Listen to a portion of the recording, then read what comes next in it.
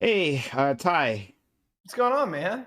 Hey, just doing the thing, right? Doing the struggle bus that is streaming. Yeah. So, how are you? How are you doing? I'm doing fine. Yeah, we were just making dinner, and I Who noticed is we? we're. Who is your girlfriend that apparently watches me? Who is we? Uh, Give her a second. She's actually signing in the other room right now. Okay. All right. Like, and she needs to type in chat. I'm Ty's. Well, no, because now a lot of people are gonna be like, "I'm Ty's girlfriend in chat." Okay, that's not gonna work. You gotta point. You gotta point around. That's not gonna work. You fucking assholes in chat. I know it's what you're gonna do.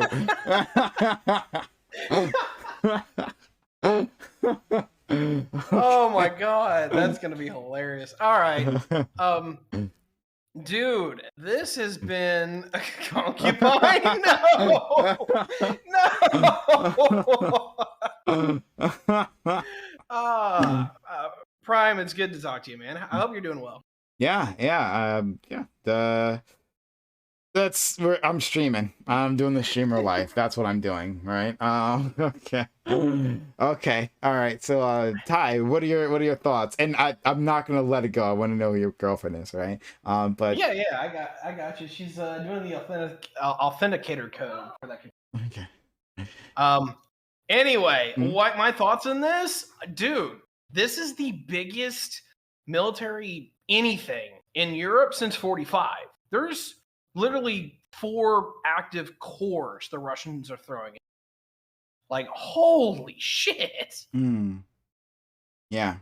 Could you actually give us a scale for that for people like me who actually don't know what that means? I don't want to shake my Yeah, head like, oh yeah, I know, yeah, that sounds yeah. pretty No, serious, that's buddy. Go ahead. yeah. So, if anyone doesn't know their military order of battle is that you've heard of platoons, and then you have companies, you have battalions, brigades, divisions, and then you get up in the corps. We are talking usually a small corps is 45,000 men each.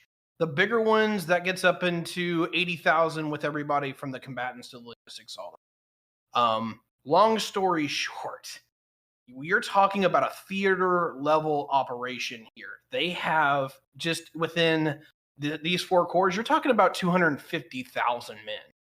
And we're probably going to see um, the second wave fire off in the next 2 to 3 days because it's actually their normal doctrine. They push through with their, more their spearhead formations. These are T-90 tanks and like highly mechanized units with NPCs and whatnot, or not NPCs, sorry, APCs. And then after that, they bring in the helicopter troops when they've sanitized the area of anti-air. So, like, literally, people are sitting here like we've seen paratroopers and airborne forces just outside of Kyiv. You've got armored spearheads that are operating within Donbass and now the eastern part of the country. Yeah. And this is not even the end of it. This is just the opening phase. We're witnessing something that we haven't seen in a very long time. Mm, okay. Um, this this someone said it was like the darkest day in Europe since World War II. Um, that uh, you know what I thought that I had, right? Yeah. Was the Doomsday Clock, right? Hmm. They don't update that like story by story, right? They like No. take their time and do something like this. Um, but like, and in case you guys don't know what I'm talking about, the famous Doomsday Clock tells you how many minutes from midnight the world is, and midnight is a nuclear exchange. So I we were pretty close too, actually, last time. The last time they updated it. Let me look that up right now. What's What is the doomsday clock set at? That's yeah, actually a really good question. yeah. Doomsday Clock. Let's see. Current time, thebulletin.org. It is 100 seconds to midnight. 2022 Doomsday Clock statement. Yeah, okay. Um, yeah, it's 100 seconds. Give me 100 seconds if I missed that before. Get the fuck out of my Wow, they way. used to They What? used to do minutes. I didn't know they started doing seconds. Yeah, 100 seconds. So less than 2 minutes to midnight. There's a scale for this. They like explained that exactly that scale, but this was a while ago. So this is not including all of this. They include like the COVID and how that's going to be affecting things in the future. Um, but I forget what the scale is like. I have it on my screen now. I'm looking at this.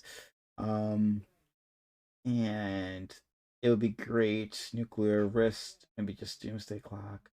I'm just curious. They Mhm. yeah, they had to excuse me.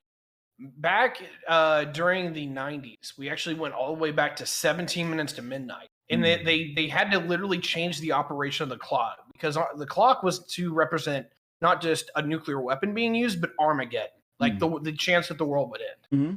Since then, they refined it to what is the actual like likelihood that a nuclear device would be used. And so it's one of those deals where we're not expecting the end of the world, but now we're expecting that somebody somewhere for some reason would fire off one. The Indians and the Pakistanis have actually has tripped up the clock a few times since they reformed it. Because like the late 90s, as an example, it looked like India and Pakistan were going to throw down again, which was put a lot of people on edge. Yeah. So it's useful to get a sense of scale as to like how these things work. So thank you for that. But but the doomsday clock. So that's 100 seconds. I was just looking to figure out when exactly the last setting, the last change was. I mean, it's for 2022. Oh, okay. It was January 20th, 2022. And so that was a month ago. Russia was, I'm not sure if Russia was at the border by that time. A month ago, Yeah. they were. Like, yeah, what actually bothers me about this is that I have actually been talking about this particular issue on my GM Politics show since last April. Like we were seeing active operations on almost a year-round basis, which is really it was alarmist, right? I'm not going to openly just say like, oh, it was just operations as normal because don't get me wrong, the Russians drilled the shit out of their troops, but like seeing operations that were going around the entire year like that put a lot of warning signs up, and that's why we started talking about it last April. And the funny thing is that ever since then, like the mass media just largely ignored this. Like, guys, we have seen core level organizations doing war games for almost a year straight. And now you're figuring out, oh, hey, they deployed forces in. Oh, Putin hasn't said this or did say this. People have been saying this is coming for 6 years. It bothers me a little bit. I apologize because, like, I've literally got a friend who wrote a book, and the book is called The Absent Superpower. He talks about this, literally, like, lays out in detail. Now, granted, he's not been right on every single thing. We thought this was going to happen back in 2016, maybe 2017 at the latest, but we thought they missed their window. And the fact that they're actually pulling off now, I'm not sure it's a sign of strength, honestly. I think this is a sign of desperation. They know Russia's in a tight spot, and they need to act now. Why do you think there was a window? Why do you think this is outside of that window? What's the window? Well, the window that was originally there was that before the Soviet Union collapsed, you had a standard birth rate, but after that, like it literally had a 60% drop in their baby bust.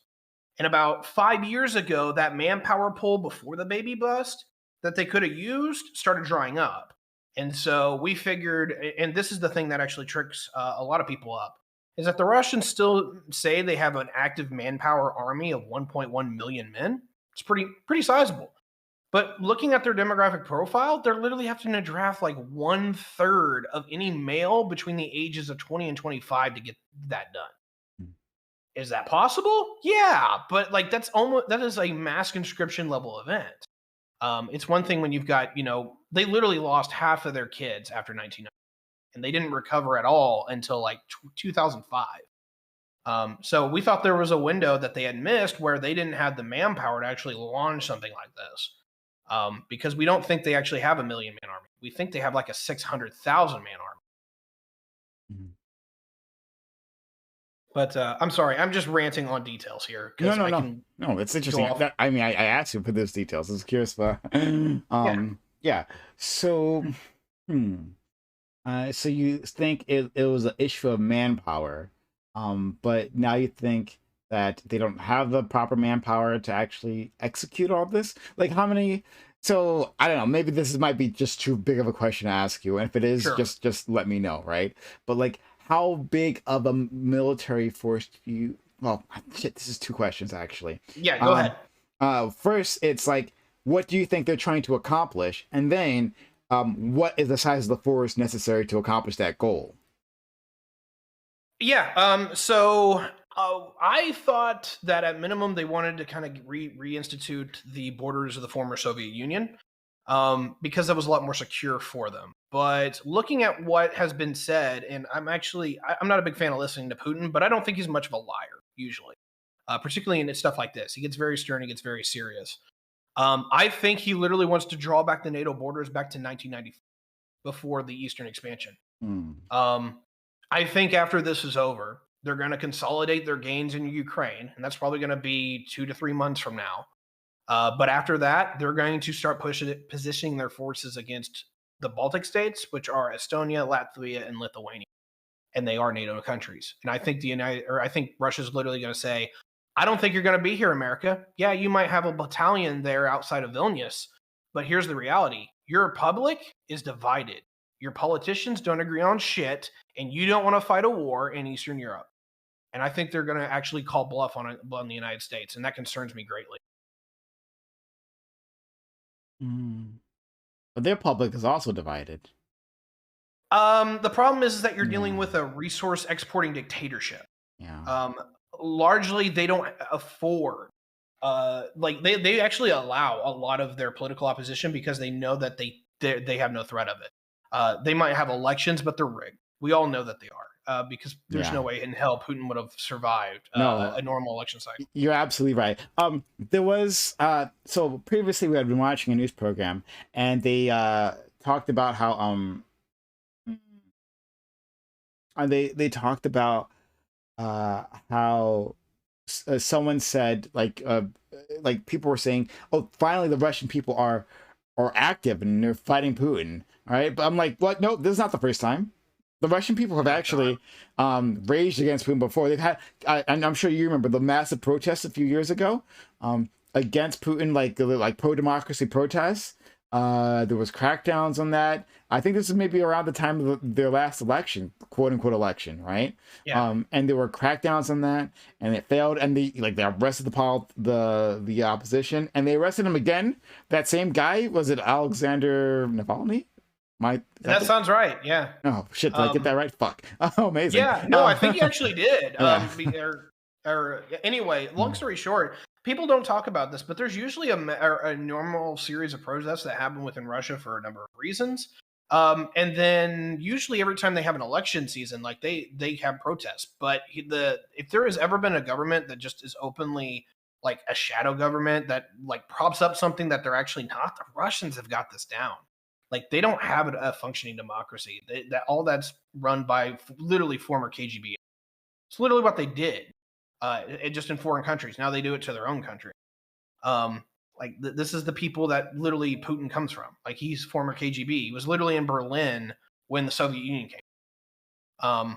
So yeah, long story for me on this being security is I think the Russians are absolutely going for broke here, and this is literally like phase 3 out of phase 5.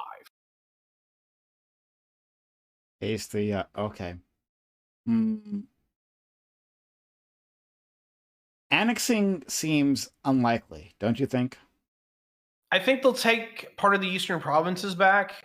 They might go as far as taking everything east, or I'm sorry, yeah, east of the Dnieper River, which basically bisects the country. The Hmm. western part has almost a completely different history than the rest of the country. It's kind of weird. They used to be known as the Ruthenians. They were part of the Polish-Lithuanian Commonwealth forever. They finally got brought into the Russian fold like in 1850. Whenever they're basically when the Russians destroy the Commonwealth, or not, excuse me. Long story short, about 1800, Russia comes in and just pretty much annexes Poland and what the majority areas that we now actually think of as Ukrainian. Um, yeah, I think they're going to set up a puppet government and when it's over, but it might actually have only the east or the western part of the country as part of that puppet. Okay, so you're saying they'll take the Eastern, and then the Yeah, Western will have a puppet government. So like there'll be just like let's say half of Ukraine left, and then the other the half will have be puppet any which way. So it'll effectively all be Russia, yeah. in Well, your opinion. Um, uh, do you think that the West will allow such a puppet government to stand, right? And that will they like if exactly what you say happens, would the Western powers respond by like putting sanctions on that government, right? Like trying to oust them, and maybe support the people to undermine that government, right? If not like a civil war to like get that government out. What do you think? you've got half the plan. Half the plan is absolutely going to turn, or is going to try to turn Ukraine into an Afghanistan for the Russians. Like that. That is literally what the game plan is going to be regarding espionage. Is that somehow Ukrainian rebels or dissident groups or what have you have military grade hardware, and you can't figure out where it's coming from, and most of it will probably actually be Russian produced that they cycled back into the rebels. So everything looks all nice and easy when it's not. The other side of that is that what they're going to try to do is they're going to do the old Soviet doctrine that they used to contain the Russians back during the 80s. Is that what you do? Is that you find a bunch of people that the Russians don't like, or at least they don't like the Russians, and you put them in a unison to say, "Hey, look, no one is trading with the Russians. You don't trade with them. You don't allow them to use your finances. Lock them down economically." And this is one of the things that actually happened during the Cold War that helped bring the end of the Soviet Union was America literally flipped everyone against the Soviets. Literally, China was on our side at the end of the Cold War.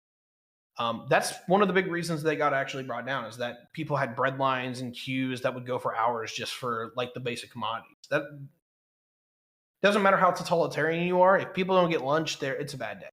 And that's actually the point where you had one of the world's largest agricultural producers, if not number two, literally collapse because of food shortage. They couldn't trade with anybody. They couldn't finance an economy anymore. That's probably what they're going to try to do to the Russians again. Here's the problem. The Russians now have more friends, and we have a lot more enemies than we did back in 1990. This literally, I called that the start of last year that the Americans were again in the start of a new Cold War. I was actually talking about the Chinese, but I'm looking at a world where you've got the Euro bloc, or I'm sorry, the Eurasian bloc of Russia and China versus the United States. And the fact that the Russians and the Chinese are getting along at all says what you need to about American leadership. We should never have allowed that to even remotely close. How do you disallow them from doing that? Well, this is the biggest thing that I think we fucked up, and I talked about this on the panel on Monday.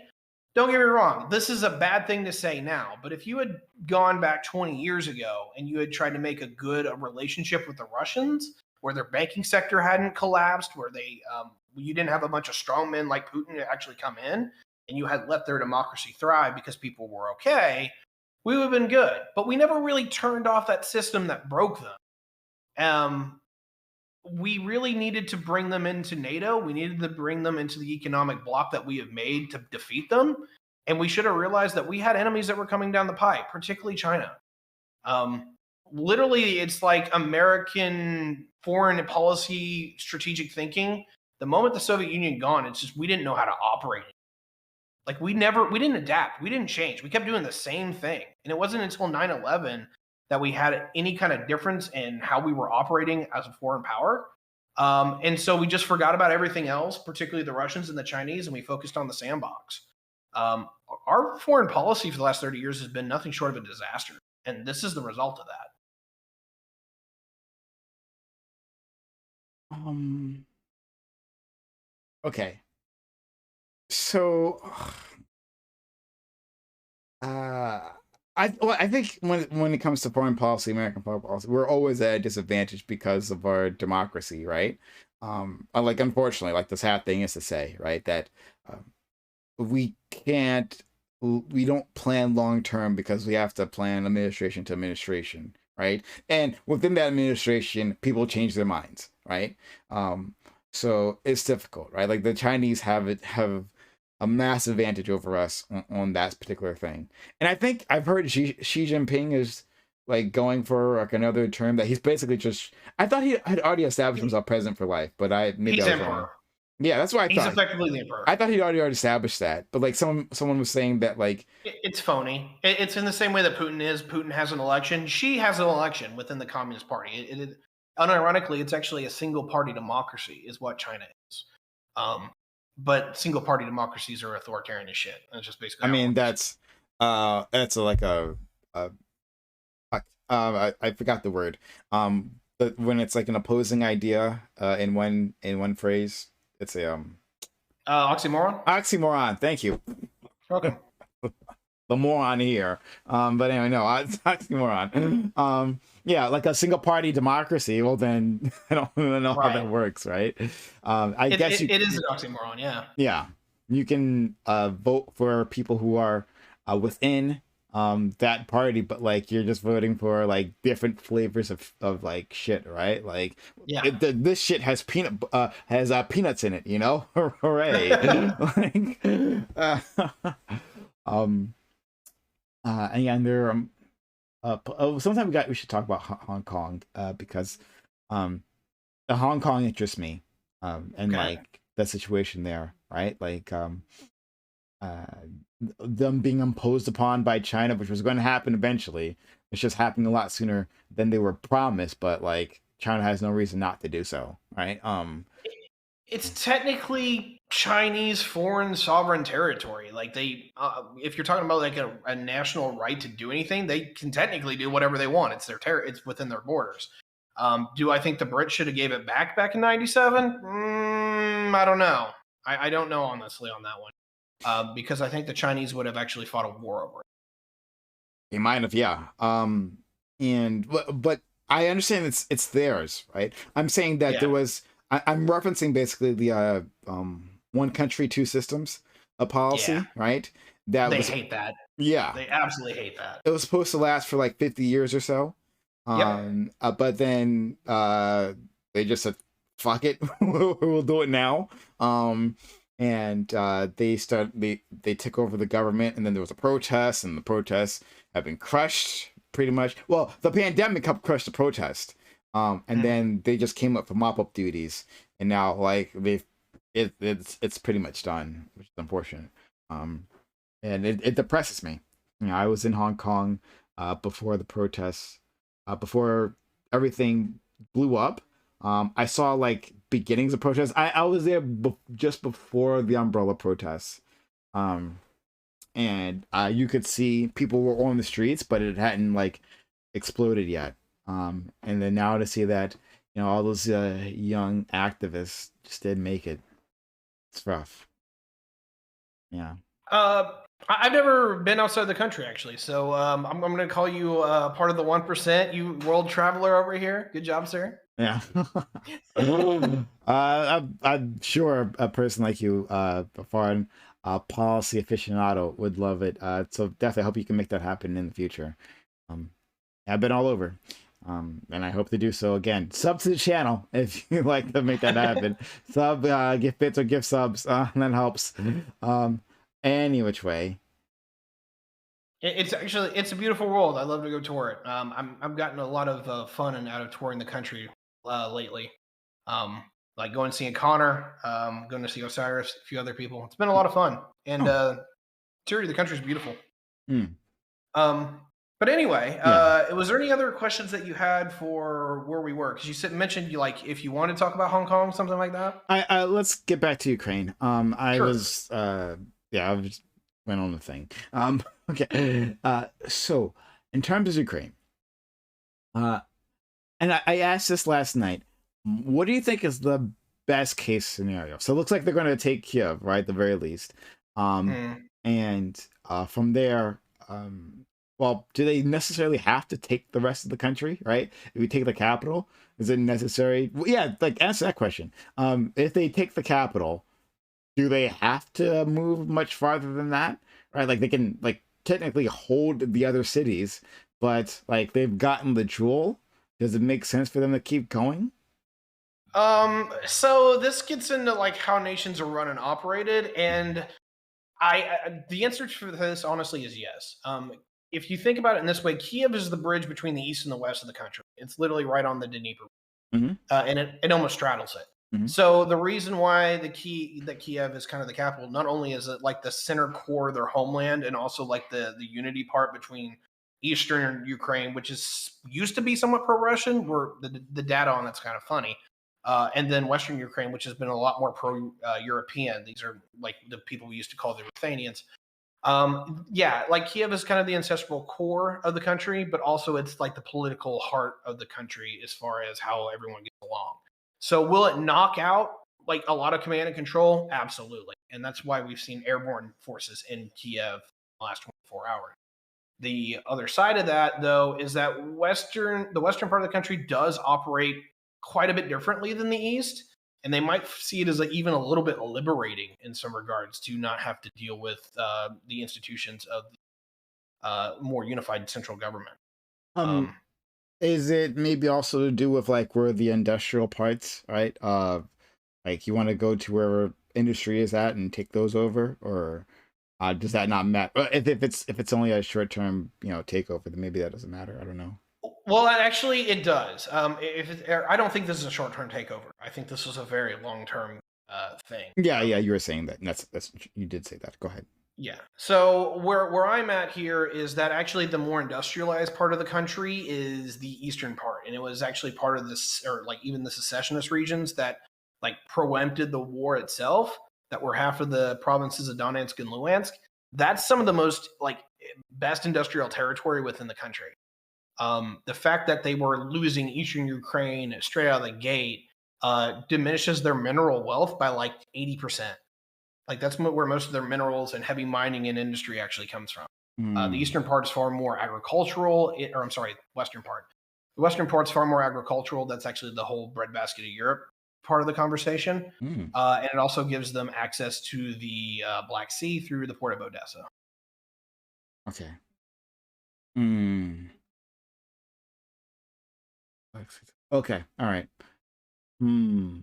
So that's very but so that in itself is valuable to take and to keep. All right. Wow. And the breadbasket of Europe. I actually didn't know that. I didn't know that Ukraine counted as that. Is it just that eastern, sorry, western Ukraine, or is it also like other areas that like is that are other neighboring countries also considered that part of that breadbasket? I guess maybe really enriched soil or something like that. Great question, actually. So Ukraine actually has some of the best soils in the planet. I can't remember exactly what the name for it was, but it's a very black dirt and it's very fertile. There's some Hmm. of it here in the United States. The Fertile But Crescent. Oh, not the Fertile Crescent. Shit. Oh, that's that's in Africa. No, I mean like yeah, the in the Midwest, right? We have yes. yeah. Mhm. A lot of it actually, if you want it, it's not terribly far away from me. It's in Champaign, Illinois. They have some of the best black dirt in the entire country. Okay. It's quite interesting. But anyway, Ukraine. Number one is that they actually have some of the most fertile ground in the continent. They actually are in a really good weather band for it. And it all comes together. But also, Ukraine is one of the bigger countries within Europe itself. This isn't a small country like Slovakia that they're taking. They're taking over something that's almost the size of Texas. Like Ukraine, Germany, France, they're all about the same size. This is one of the big countries. And literally, if you're just talking about the country overall, like the entire country is like in the perfect agricultural zone. So literally, they are just in the prime part of Europe's growing area. That area does extend a little bit into southern Poland and what we would call southern Russia, out to like Volgograd, which used to be Stalingrad. That whole belt there pretty much goes to the Kakistani border within Russia, and so that's where a lot of the food was grown. And actually, that's one of my big reservations against the people when they talk about Holodomor and if it was a genocide. They literally took all of the food away from the place that makes all of the food. Hmm. Oh shit. Yeah. Okay. Yeah, I was saying I heard that Ukraine is about the size of Texas. It's just a little smaller. Just a little smaller than the size of Texas. Wow, yeah. So a massive space, right? And it's hard to get that size of scale from a map. I mean, I guess it's still hard for me. I've never been to Texas. So it's still hard for me to like understand the scale of that. I've driven across large states, but never across Texas. Um, but still, huge, a lot of territory to take. Then again, it's not a lot of territory to hold, right? You just have to hold major cities when you're doing these things, right? Like you're not holding empty dirt, right? You're just holding the industrial centers. So there's a level depending on like what kind of occupation you're doing where that's actually a really good question. Okay. If you're actually wanting to set up a puppet government and have it be effective and basically as a front, a buffer state for your country, which is what the Russians want here, they need a population that is self-governing to the point where they are willing to go along with this. And that's really hard to do. The whole empty dirt thing, they want that because that empty dirt grows quite a bit of food.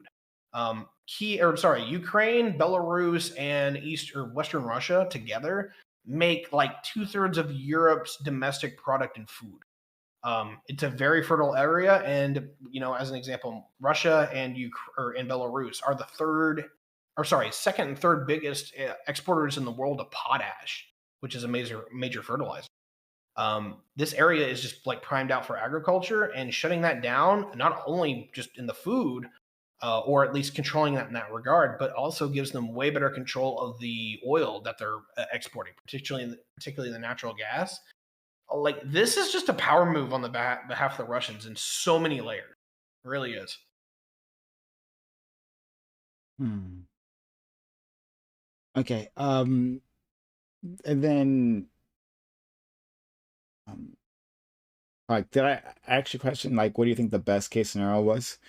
Yeah. You asked. I didn't get to that one because I don't Mhm. have my notes next to me. Okay. The best case scenario, it is really depending on like what your political motives would be, I guess. Best If case you want to, practical scenario, right? Like not like yeah. obviously like the Russians like I understand they were out of Yeah. their ways and retreat immediately, of course. Yeah. The best case scenario Mhm. at this point is you're just hoping for a peaceful occupation of Russia or of Ukraine from the Russians, because the West is not stopping this. The sanctions will take time to be effective if they're going to be effective at all. And don't get me wrong, like you're going to make some people have a bad day, but overall is that the Russians, I firmly believe that they are willing to take every economic cost because this is more important. This is about protecting your home. This is a security matter. And they're willing to be poor and secure than be a little bit richer, but feel like they're constantly at threat. Okay, two things. One, Yes. the you were saying that it's a uh that you're saying that this is a security threat. Yes. So do you believe their reasoning? And that it was just NATO? Because I've been arguing about this the entire time, right? Yeah. Saying that like the given excuse about NATO seems reasonable to me, right? Not that I'm supporting this. Oh my God, a lot of fucking idiots out there can't recognize nuance, right? I don't support the Mhm. occupation or anything like that, but like, it seems like a reasonable action to take steps to stop the advance of NATO, right? That in itself, just that little fact, that seems reasonable to do something. Not necessarily actually invade and start killing people, right? But to do something on this narrow point. It's all I've been saying. But do you believe that's the actual case? Yes, me and you actually agreed with that on the panel, and I thought about making a joke about it. I was like, oh wow, me and Prime actually agreed on something. Hot damn.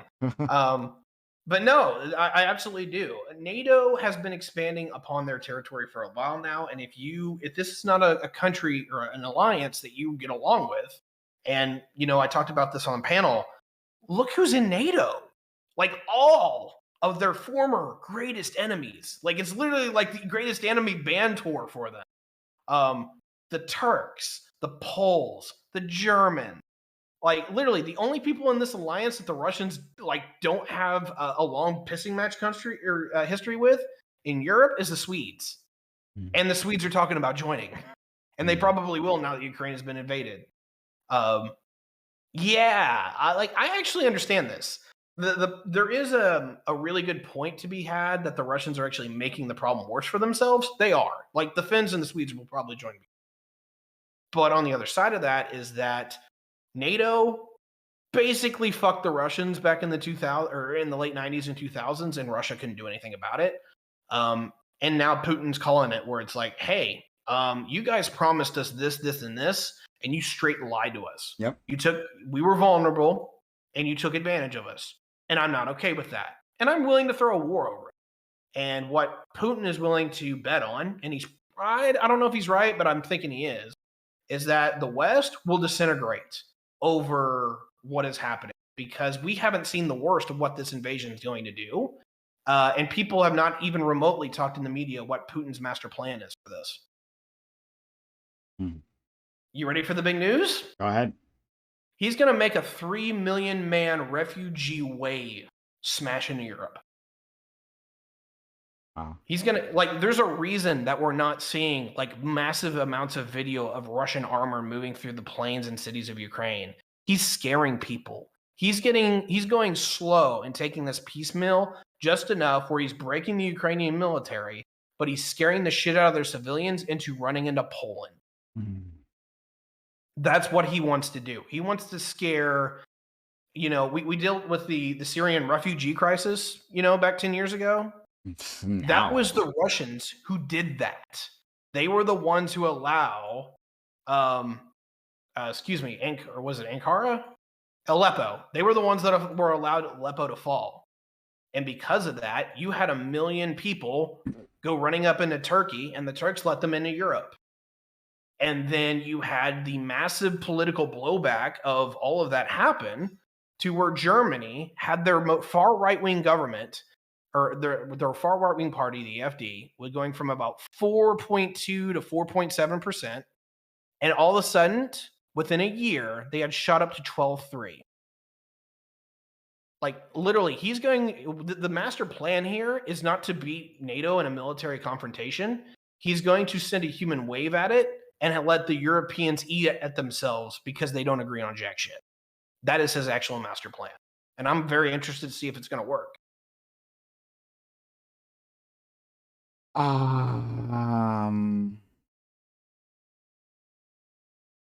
Okay. So you think that would be interesting if that's the actual case, right? And very like very like 5D chess if like that was the goal. To cause political instability that way. I know the Polish don't like the fucking don't like immigrants, don't like refugees. They kind of make that clear. And they especially don't like the Germans, who are a NATO member. Yeah. Sending that wave. You're saying that the Polish would send the refugees into Germany? I think they will, actually. I think that's part of the plan, is that Poland's going to have anywhere from 1 to 5 million people could be part of this refugee train that will form. They're going to go to Poland because that's the only real place to go unless they want to go to Romania, but most people aren't going to go to Romania because Poland's the gateway to the West. They're going to go to Poland. They're going to be outside of places like Lublin, and the Poles are going to have to figure out how to handle, at possible 1/6 of their population who have just become, or that have been increased as refugees. They don't have the resources for that. They don't have nearly anything enough to deal with that. And if Europe doesn't help them, or if America and Europe doesn't help them, that they're going to have to let them go. And the first place they're going to send them is to Germany. I don't want to see what the political relationship or the domestic politics of either of those countries turn into, but we already have a reactionary far right-wing government within Poland, and literally the left-wing government has just come into power within Germany, and they're going to be dealing with a massive refugee crisis, the level that we haven't seen since, 2015? Which is going to weaken them if they show compassion. Hold on, Dancing Spoon. Yeah. Dancing Spoon disagrees with you. Spoon, If you have time, buddy, I know it's late for you, but if you have time, do you want to come on and give your opinion? We'd love to hear from you. You being, actually European here, right? So if you like, jump on into the panel. If not, I understand because I know it's really late for you. So don't worry about it if you can't. But all right, so yeah, so interesting how you Oh, okay. Uh, okay, so he's actually coming on. That's great. Cool. Uh, Interesting how you talk about the crisis with Germany, right? Like the political crisis that could set off. Hold on, I really gotta go to the bathroom. I'm sorry, I really do have to go to the No, bathroom. that's cool, dude. I got you. So yeah, if you entertain the audience for me, just talk about whatever the fuck, right? Just as long as you don't fucking TOS me. Yeah, you're good, dude. I got you. Yeah, I'll be right back. I'm sorry, I just really gotta go. Yeah, no problem. Good evening, everyone, and welcome to the PrimeCayes show. Anyway, if anyone has any questions for me in chat, feel free to ping me at Tyberious. We'll post up right now. Yeah, just ping me as like, hey, well, what do you think of this? What do you think of that? And then that'll be good. Right now, I am currently looking up kind of the Russian formations that were deployed in this operation, at least anything that we can confirm. And yeah, there's at least 120,000 men that would be operating in these units and detachments.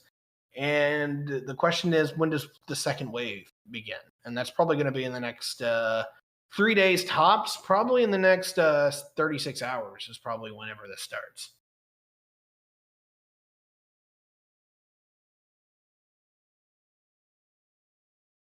Entertain us now. Why does Putin have so much big dick energy? Because he had to be. These kind of people don't come out of the woodwork. They come out of failure of a government. Putin doesn't beat the living shit out of everybody and consolidate political power because he's a great dude and everybody loves him. He did it because Russia was broken, defeated, and no one could pull it back together, especially when everybody else was not happy with what was going on. I'm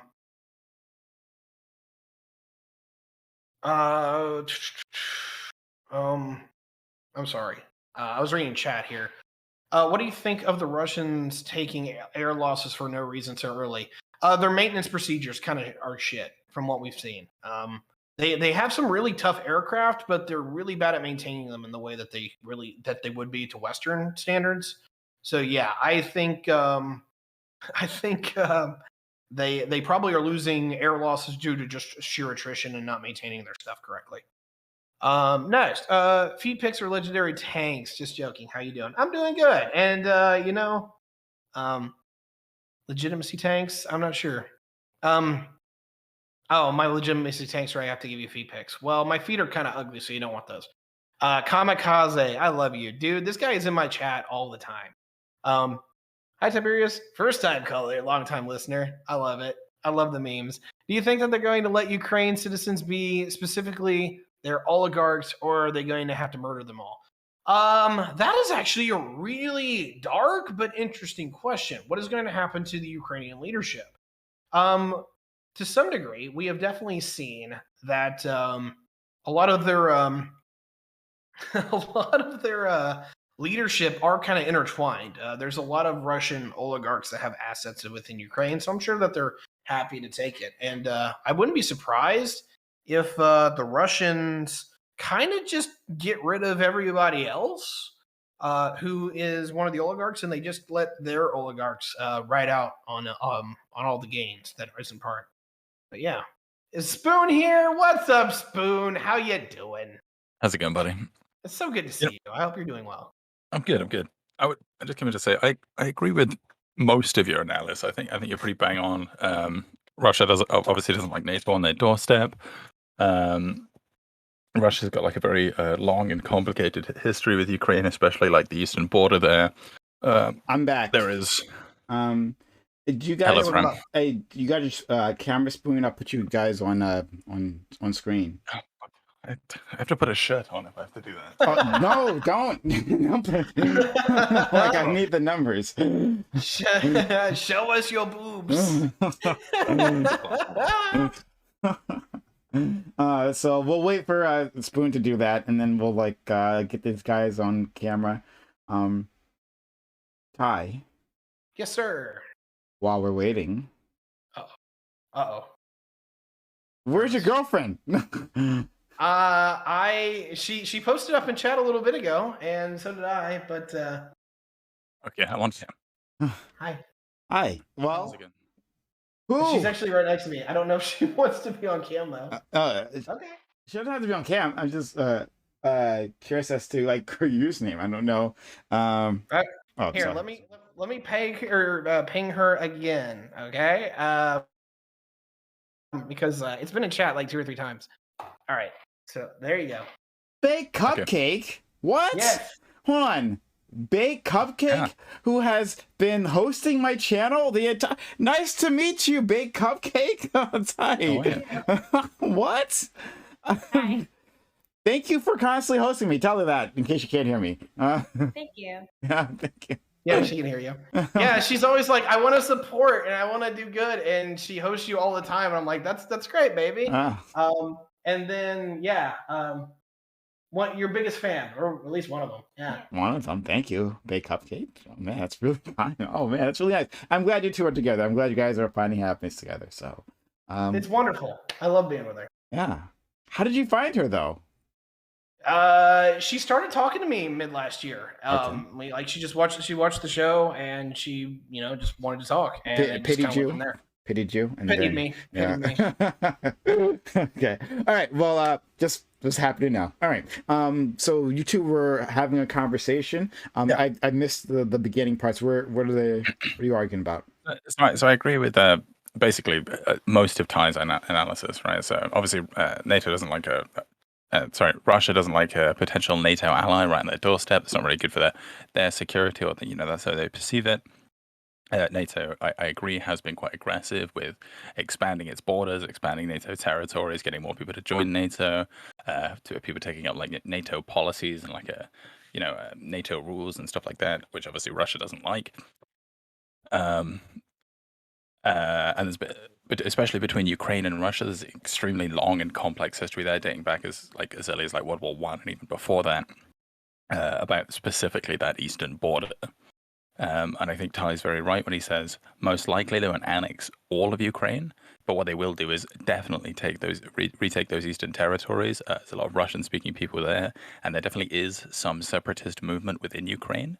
I won't speculate on how strong or broad or how many people are part of that separatist movement, but there definitely is some separatist movement, and if it's anywhere, it's on that eastern border, right in like what's it called, like the Donbass region. Mm-hmm. Yeah. So Russia, I don't think is specifically going to have a very hard time taking that, and I think in reality that area has been in Russia's pocket for quite a while, and only now are they really saying, actually, this is mine. I've actually had this for quite a while. Mm-hmm. This is just taking the action is obviously a big deal.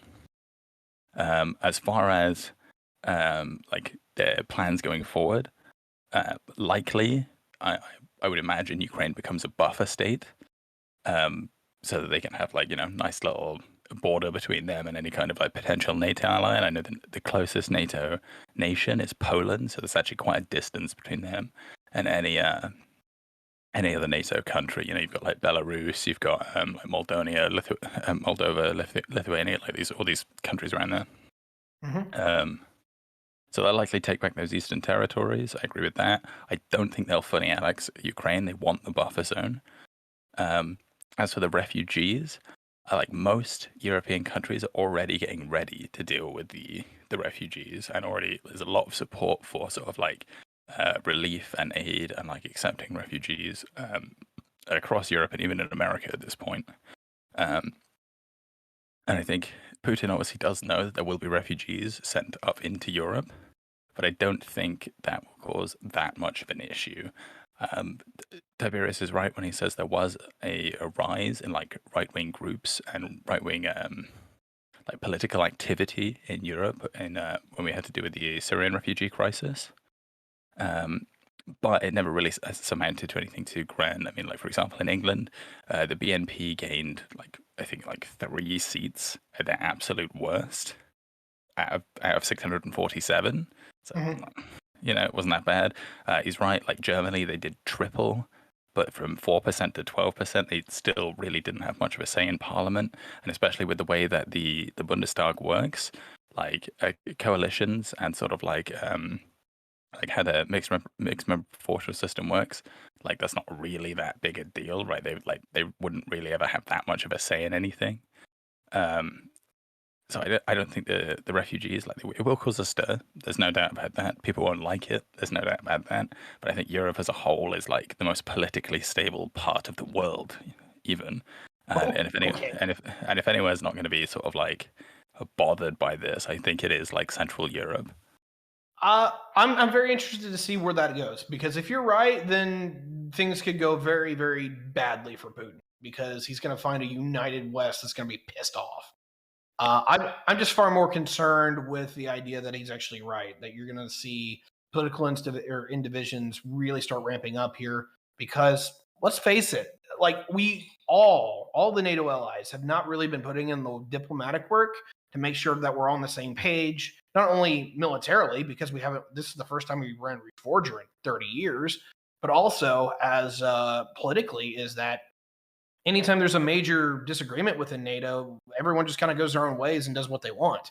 That's been really bad, not only with the United States going into Iraq in 2003, UK and Libya, or I'm sorry, UK and France and Libya back in 2011, which we supported, but we really didn't. And now people are like, oh, wait, does Germany have to rearm? That makes me nervous. Oh, wait, the Italians are shooting the shit out of refugees right now? That we don't care for that. No one likes the Turks right now. I see a lot of divisions personally. I definitely think there are. I understand, like, although Europe does have its internal quarrels, like Europe is quite a solid block as I see it, and I think especially having like a common enemy, and I think Putin has really outed himself as the enemy in this circumstance. I think there's a like I said, most European countries are already calling for sanctions. Like the United Nations Security Council is already like right on Russia's ass, right? And that's like all the members of Europe, like America. Um, Although yes, like they do quibble within each other. I think it's very obvious who's the bad guy here, and everybody's like right on board with telling Russia to fuck off. And even the Germans, who are really getting friendly with Russia, are now sort of turning around and saying like, can't really let Can't this be one doing that, slide. dude. Yeah, can't really Yeah. let that one slide. And they really like Germany were like one of the biggest things of like not letting Ukraine into NATO, like putting out boundaries for Ukraine not getting into NATO, and like sort of like letting Russia do its own thing, because obviously they want that big pipeline, they want the natural gas, right? They want to buddy up with Russia.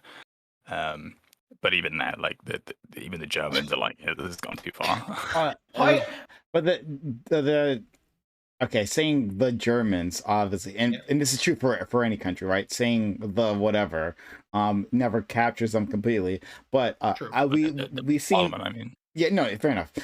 So we've seen reports that Germany and Italy are the biggest opponents of kicking Russia out of the SWIFT system, or the SWIFT banking system. You're familiar with that, I guess now, right? Yep. And so like that's like when we say like the Germans, well, like there are different stakeholders there, and German creditors apparently want their fucking money back from Russia. Europe holds most of Russia's banking debt, right? And so to kick them out of the SWIFT system, which a lot of people are demanding, right? Not something that Biden can do himself. It has to be a consensus among these nations, among these banking industries, right? To do that, like that's a big issue, right? That they can still have access to this banking infrastructure. So I'm just like trying to complicate things a little bit more, right? Saying that like, what do the Germans think, you know? Yeah, I mean, I'll take it for just a second and say, like, granted, I'm still trying to get a gauge for Germany with this new government. Scholz is a brand new chancellor, literally just came in November, right? Like, we just got done with 16 years of Merkel, who could have probably done a really good job of leading Europe through this. And now we're dealing with Scholz, and hell, no one really knows the guy that well. Like, I mean, literally, he just got his feet in the door, and then all of a sudden, you're dealing with the biggest invasion in Europe since '45. Like, tough job, bro. And you also have a more fractured government there. The type between the CDU and the SPD was really strong. And then they finally said, hey, look, we want to do something different. So they made a different coalition. And you've got the SPD, which is still a majority stakeholder. But you also have the Greens, De Groen, and what is it? The Yellow Party, the FDP, or something like that, which are these market liberal folks. Like, this is a brand new government in Germany. And it's not the most stable that we've seen. They're quite used to operating on coalitions, though, aren't they? It's like generally how the Bundestag works. It's a coalition government. It's a parliament, just like the damn have. But it works for what they want it to do. I'm not like your point about how powerful the AFD it was. It's absolutely correct. Well, what does show though is that particularly in Italy, because we all have heard about Italian politics, they have a parliamentary system too. But their political parties have a really bad history of playing along with each other. And so every 18 months, you've got an election in Italy because they couldn't keep the shit working. Germany's been way better with that. I'm not going to say that Germany's the next Italy, but the two major parties that have actually had the relationship that were built together, that had gone through, if you will, the test of time, they have now built a new coalition. And some of those, some of those agreements are going to prove interesting because you've got Greens and market liberals in the same party. Yeah. That's going to be interesting. I agree with this. Like I said, I do think Europe is, generally speaking, one of the most politically stable regions on the earth. But I do agree Putin couldn't have picked a better time to do this. I mean, you've got Boris Johnson going down in shambles in England. You've got Scotland vying for independence. You've got Catalonia vying for independence. You've got a new parliament in Germany. You've got the Italians fighting amongst each other. Like, there is historically a lot of political instability within Europe at the moment. But I think if anything is going to quell this instability, it is going to be the fact that we're going to all turn around and go, right, let's stop bickering among ourselves and sort this motherfucker out, right? Like, I really don't think like Putin like pushing into like NATO territories, which by the way is very unlikely, is going to like compare to any kind of quibble within a single nation. I think if like one single boot steps fucking on a piece of NATO turf, like the entire world is going to be pointing its guns right at Putin's head. That is like World War III scenario. And I really don't think Putin wants that. I think Putin wants a nice little border state between him and any kind of potential NATO ally, any kind of nation that's friendly, probably take those eastern territories back, probably install a puppet government in Kiev, and that'll be him for a while. So, right? Because I think Putin is then going to have to focus on recovering from the crippling loss of economy that everybody else in the world has just put on him. And I think he's probably going to have to lean very heavily on China coming after this. So hold on, absolutely but Estonia, Latvia, and Lithuania are also NATO allies, right? Part of NATO. Yes. And I don't think they're like members of NATO. They're just they are full NATO members. They are full NATO members. Sorry. My food is ready. Can I step away for like a minute? Yeah, sure. Go ahead. Appreciate you guys. Thanks for asking for permission. That's good. Okay. Well, okay. So, yeah, I'm just like looking at the map, and they also border, right? They also, I mean, Estonia and Latvia specifically, not Lithuania.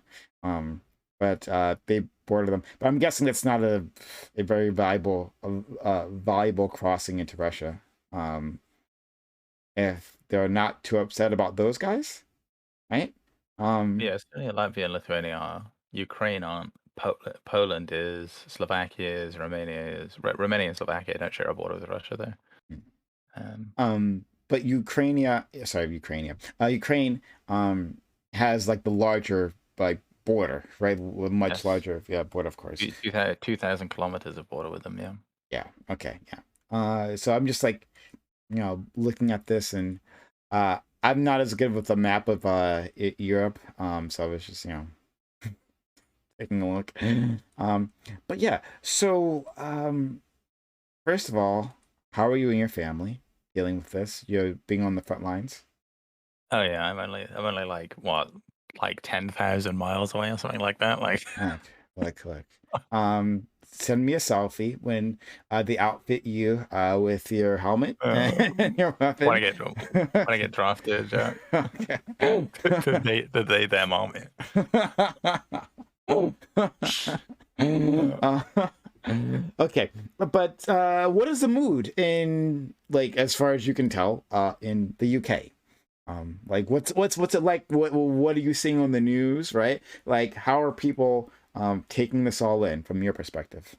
I mean, I don't think the UK, generally speaking, is very pro-Russian. I think most people here either think they're like communists, like communism is evil, or they think they're just like bad, right? They're like the bad guys in movies, right? The average apolitical normie is not a fan of Russia. So like Russia doing anything or anything bad is, you know, it just amplifies those feelings.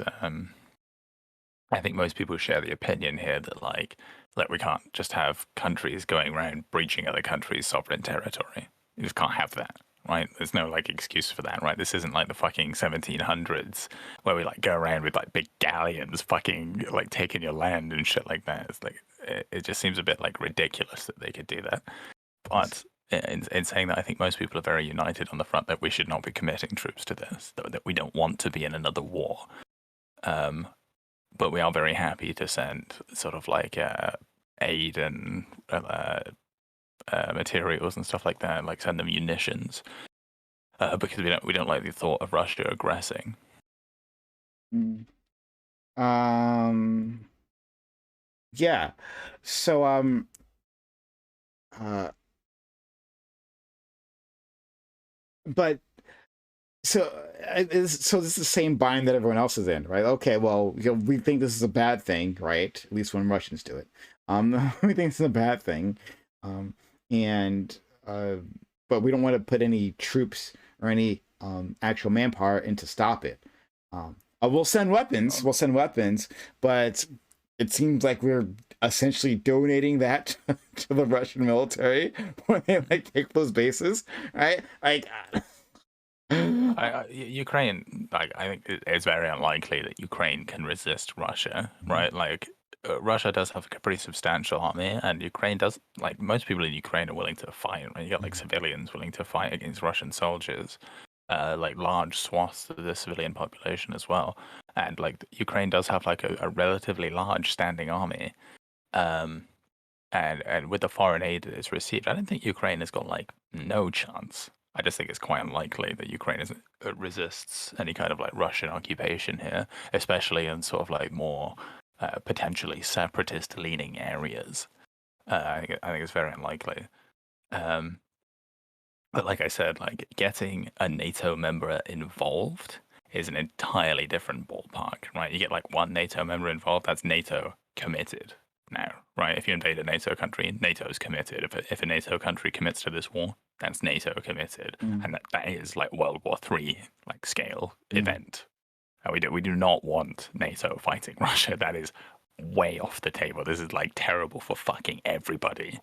So I think unfortunately, for the people of Ukraine, and my heart really does go out to them. I very much encourage all governments around the world to start sending out refugee packages and like accepting refugees, sending aid, making it easy for like the people of Ukraine to accommodate what is likely going to be the destruction of their country, or at least the co-opting of their country by the Russian Federation. And there's not really a lot we can do about that without incurring further harm.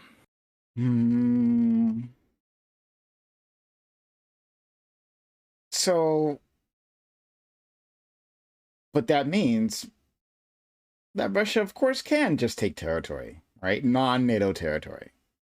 It does. And like a common comparison that's been put on here is that like what's to stop China from going after Taiwan now? Well, nothing really. The only thing that's stopping them going through it is that Russia is now going to have to lean on Taiwan. Russia is now going to have to lean on China as its primary economic trading partner. For the gas. Yeah, basically. Mhm. Because like all of Europe is basically giving the finger to Russia at this point, and like the US obviously don't like trading with them either. Except for the gas. I Um, mean, the Germans like rely on them, so I know they rely on them, but even then they're like heavily sanctioning them. Like I think it was like the Russian stock market dipped like 40% or something. it Like was a massive insane amount. crash. Yeah. Yeah. And like even if Germany continues trading with them, which is very unlikely that they do, on such a scale at least, that they'll be able to survive. So they're going to have to lean on China, and China having to sort of like not necessarily support Russia, but be more compassionate towards Russia. I don't think is really going to have the resources to then do the same in Taiwan, given that the response will be the same. We can't really send any troops to stop you invading Taiwan, but if you do, we're going to sanction the fuck out of you. And China is like one of the world's biggest trading partners, right? China trades loads with everyone. If China starts getting these sanctions, like this is going to hurt global supply lines everywhere. I mean, we already saw this with like the chip shortage over Corona. Like this is going to be like 10 times worse. Should China take any kind of aggressive action, not just for everybody else in the world, but for China as well, right? If Russia's cut off, China's cut off, then like everybody in the world is going to be in a bit of a shit situation. So I think it's unlikely that anytime soon, until Russia is at least sort of recovered from this economic battering it's received, they're not going to do anything in Taiwan. But it does set the precedent that, you know, in the future, this absolutely could happen, and there's not really a lot we can do about it other than hurt their economy. I wonder what it's like to be in Taiwan, looking at this, right? Like watching this unfold. And I mean, we so when it comes to well, maybe it doesn't matter, but when it comes to Taiwan, I think we do actually have the agreement with like the states has agreement with them for like defense. Yeah. Oh, we can ask Ty about this. Hey, Ty. So, So when it comes to Taiwan, the U.S., as I understand it, has a treaty with them for like defense, and that. Go ahead. so I'm going to be honest with this. The last that I remember and I checked is that the United States doesn't actually even officially recognize Taiwan as an entity. It's been part of the whole China's policy. We basically said, hey, China, we recognize this as your claim of your natural land. And we did this back in 1974 when we let the mainland China have their spot on the Security Council for the UN. This is what we did to bribe them onto our side, is that we would act like Taiwan was not really a thing, which is kind of weird because we were always sponsoring their defense. So basically everything with Taiwan is very, very informal, but like there is underwriting where we do really, basically it is very much implied that if Taiwan was ever going to come under attack, the United States Navy would be there to defend it. I do believe that is the case, but it's actually not in writing. So I'm looking into this right now. There's originally Sino-American Mutual Defense Treaty, which was the formal mutual defense treaty between the United States of America and the Republic of China, which would be Taiwan, was a defense pact signed between the United States and Taiwan, effective from 1955 to 1980. It was intended to defend the island of Taiwan from an invasion from the People's Republic of China. Some of its contents were carried over to the Taiwan Relations Act of 1979. Okay, so you can go over to the Taiwan Relations Act, and it's an act between the United States States Congress and Taiwan. Since recognition of the People's Republic of China, the act has defined the officially substantial but not diplomatic relations between the people of the United States and the people of Taiwan. Interesting, yeah. But Okay, I'm looking for military provisions. Okay, the Taiwan Relations Act does not guarantee the U.S. will intervene. Okay, well, this is it. Militarily, if the PRC attacks or invades Taiwan, nor does it relinquish it, as its primary purpose is to ensure the U.S.'s Taiwan policy will not be changed unilaterally by the president and ensure any decision to defend Taiwan will be made by the consent of Congress. The act states that the United States will make available to Taiwan such defense articles and defense services in such quantity as may be necessary to enable Taiwan to maintain a sufficient self-defense capabilities. However, the decision about the nature and quantity of defense services that America will provide to Taiwan is to be determined by the President and the Congress. America's policy has been called strategic ambiguity. Oh boy.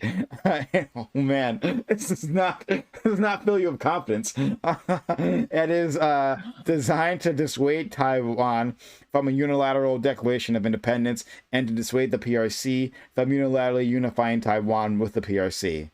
It's almost done. The act further stipulates that the United States will consider any effort to determine the future of Taiwan by other than peaceful means, including by boycotts and embargoes, a threat to the peace and security of the Western Pacific area, and of grave concern to the United States. The act requires the United States to have a policy to provide Taiwan with arms and of a defensive character.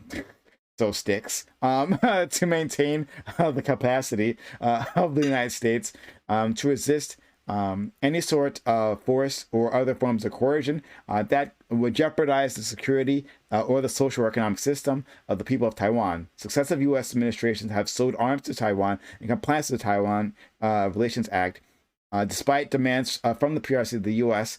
Filed the legally non-binding 3 joint communiques, something I don't know what that is, and the U.S. government proclaimed the One China policy, which differs from the PRC's interpretation of the One China policy. Okay, so yeah, that was a mouthful, but it does not really. Okay, I thought it was more than that. This is the first time I actually looked into it, and I thought it was more than that.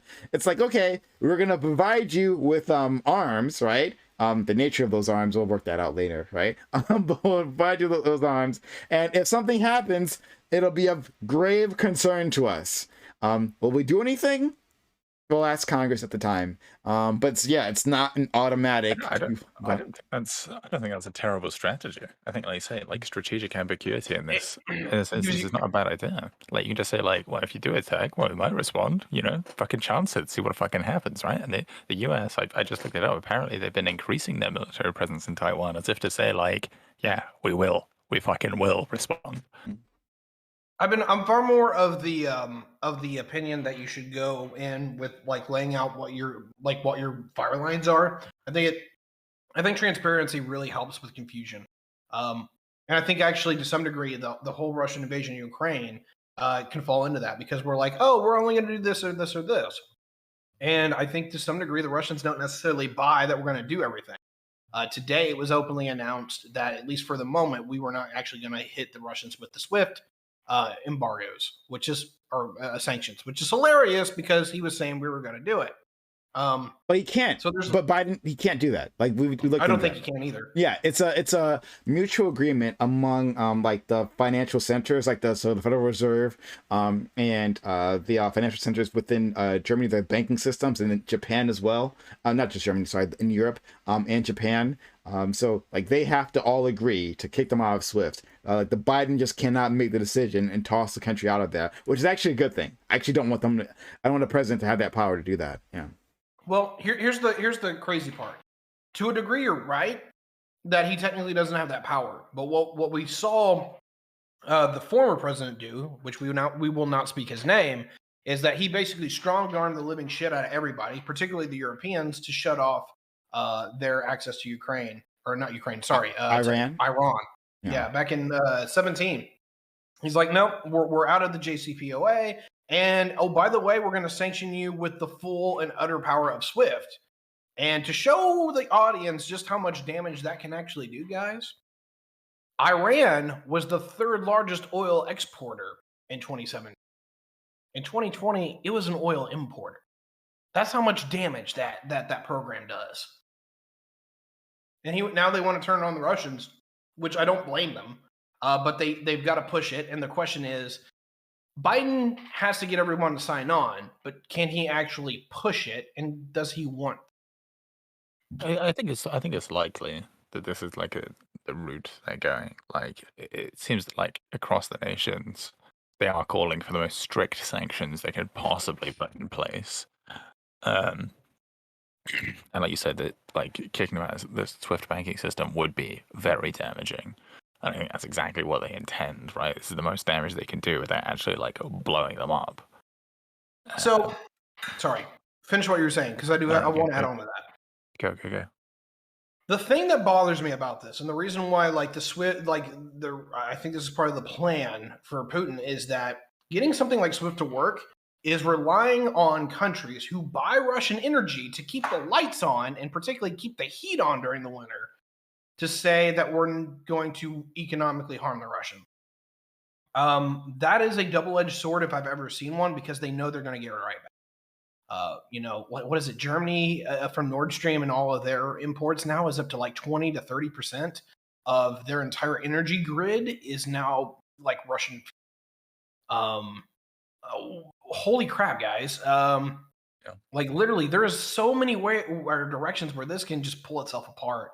I know I'm taking more of like the antithesis side of this than Sneaky is, in the regard that he's more pro-Europe. I'm like, I don't think y'all are getting through this one without going at each other's throats. I do agree that like the ramifications of just this conflict alone will be massive for Europe. This is really going to hurt Europe. Like Russia is very close to Europe. We do a lot of trade with Russia.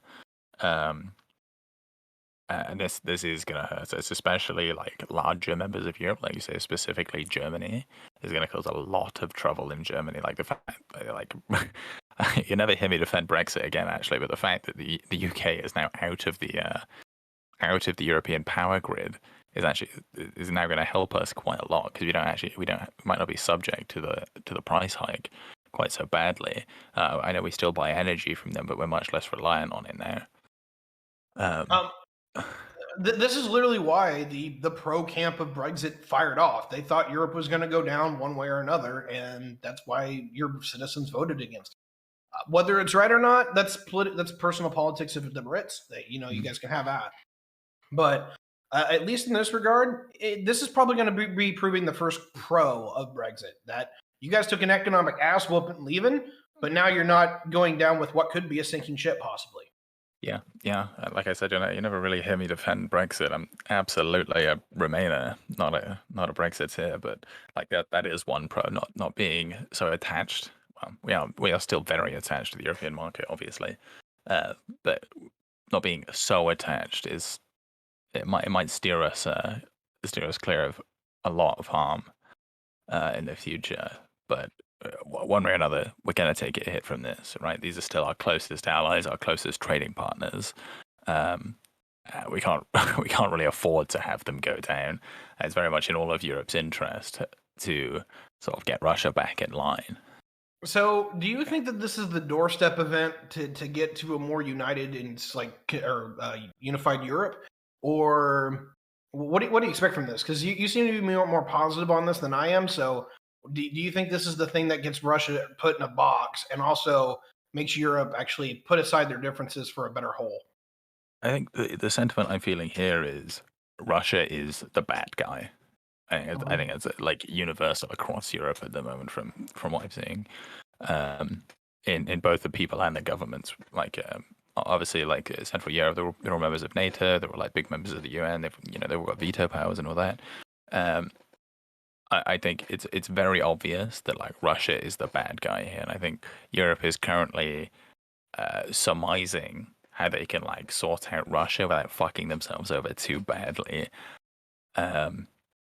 And I think the conclusion of this is we're going to have to let them have Ukraine, basically. We're just going to say, right, have Ukraine as a buffer state. There's not really a lot we can do about that without just like putting ourselves all in the gutter. But I think that is really pushing it up to the line.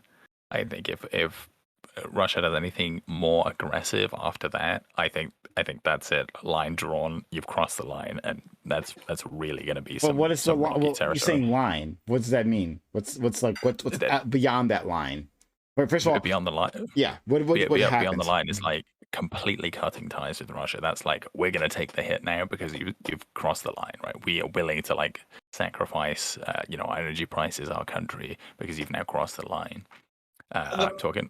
I'm talking like, being further expansionist and things like that. I think Europe was going to say like, that's enough. So, sorry. No, go ahead. This is unfortunately, and I'm not bagging on you, Spin, but I've got to hit this hard. This is where I'm like, this is not going to turn out for the Europeans. Is that sentiment? Is that this should be the line? This should be the line. It's like, no. You don't go invading full sovereign nation states because the next one's me. So fuck off with that shit. Yeah. Like that's the resolve that's the resolve that Europe needs to have now, and the fact that like it's probably going to be next time. What is next time but an invasion? Excuse me, an invasion of the Baltics. Yeah, that's why I say like, I think we're in a very sticky situation at the moment where you're like, well, if we give like a big response to this Ukraine thing, we start sending in troops, like that's actually going to cause a bigger problem, right? It's too late to use troops as a deterrence. That's the thing. Well, the point is, if we start fighting Russia, right, troops, whatever, right. The point, if we start fighting Russia, that's actually going to cause a bigger problem than just letting Russia have Ukraine, and that's why I say like that's the line, right? Because we're sort of like doing the calculus, and at this point, letting them have Ukraine, we don't like it, not at all. Pisses everyone off. Lots of sanctions coming in. But we're not going to have the resolve to push them out. Yeah, so. But we can like that's all we can do, because anything more than that is going to cause a bigger issue. Yeah. And I think, like I say, like that is like pushing up to the line. At the point where you cross that line, it is now less of an issue to deal with the Russians than it is the problems caused by dealing with the Russians. Well, I'm quite interested to see what Eastern Europe's going to do, because I'm sure their citizens are also pissed. But we have to be honest here. It's not Eastern Europe that makes the call here. It's either Central Europe getting the Germans to go, all right, boys, let's clap some cheeks, or it's the Americans coming in and we're like, hey, we're Boss Daddy America. We're going to help you handle the refugee crisis, and we're putting all of Third Corps on the border of Ukraine. Yeah, I think that's what's going. I think that's what will happen. Like realistically, like everything around like NATO borders is going to be fucking boarded up. Like I say, one boot crosses that line, and like that's the end of the world, in my opinion. Right? Like we're fucking going full World War III there. I'm digging a bunker like right now in my back garden. Okay. Like that's terrible news if that happens. I think you're absolutely right. We'll have and like I said, we're already doing this, getting ready for like refugees and like relief efforts and blah blah blah. We'll absolutely fucking board up the borders. Be like, too bad we lost that. Deal with the refugees. Yeah, basically, like deal with the refugees and like hope that's the end of it. And if that's not the end of it, we're in for some like incredibly serious shit. Welcome to the 2020s, boys. Looking real good.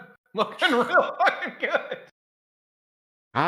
Oh my God, this has been terrible. This is literally it started of a pandemic that we're dealing with, right? And then there was the insurrection or whatever you want to call it, the January 6th riots in 2021, and now here it starts off with Russia invading Ukraine. What the fuck? Like January, February, do better, please. Like one of these years, like it starts off that way. Like we started a new year, we're like, oh, this will be better. We have some hope. It's gonna be, and then immediately it's like, no, fuck you. Bitch, no, you ain't. It's like, what is it? Like the time traveler comes back and he's like, oh yeah, what happened in the Great Ape event? And they're like, the what? And they're like, oh no, you don't know yet. The Great Ape event hasn't happened yet. Like that's it. That's the next thing. The great. I'm waiting for my grandkids to time travel to me. It's just like, hey, Grandpa, could you explain to me how you felt during Cataclysm? I'm just sitting here. I'm like, dude, we're in year 3. We're in year 3 of this shit. We still got another 8 to go. Fuck. There is a on YouTube. There's this comedian. Her name is Julia Nolke. All right, Julia. Is it Julie Nolke or Julia? One of them. But anyway, Nolke being her last name. In any case, she has exploded recently over the past few years, and one of the things she exploded over was this series she did of like her meeting her past self, right, by like a few months, right? So doing the time traveler thing, right, and just like explaining what's happened. And she does a series of these, right, where she progressively goes to the future and reaches like the goes to the last interval, right? It's really funny. It's like the increasing amount of despair. It's like, no, things aren't getting better. But we had the vaccine. We had the vaccine, right? So Yeah. I mean, we're moving forward. So 2 steps forward, 3 steps back, boys. Let's Yeah. do it. oh my I god. mean, at least COVID is like getting better now, right? At least like most people are vaccinated and it is getting better. So Well, for does some anyone feel nations. like we're literally like almost 90 years exactly like on repeat now? Yeah, it does feel like it. They say history repeats. Like, But it's really like we're like rewind 90 years oh, ago that's and it's not just good. a different flavor. You know It that means really we're gonna is. have, you know that means this is World War III, and then in like 20 years we're for World War IV. I was hearing that this mirrors World War One a It lot. does. Explain that. And it mirrors in the way that a lot of people thought that a lot of the things couldn't happen again. As an example, World War One is the culmination of about 60 to 80 years of European peace. There was some trouble that happened back in the 1840s, but basically after Napoleon, and you have the Concert of Europe in 1821, Europe is largely peaceful between the great powers. And a lot of people didn't think you were going to see another major war. Well, you had some things change. You have Germany show up on the scene. You have Italy show up on the scene. The balance of power gets completely rewritten, and then you get World War One. What is World War One in a nutshell? It's literally all the things that people thought couldn't happen did. You have a prince shot in the street.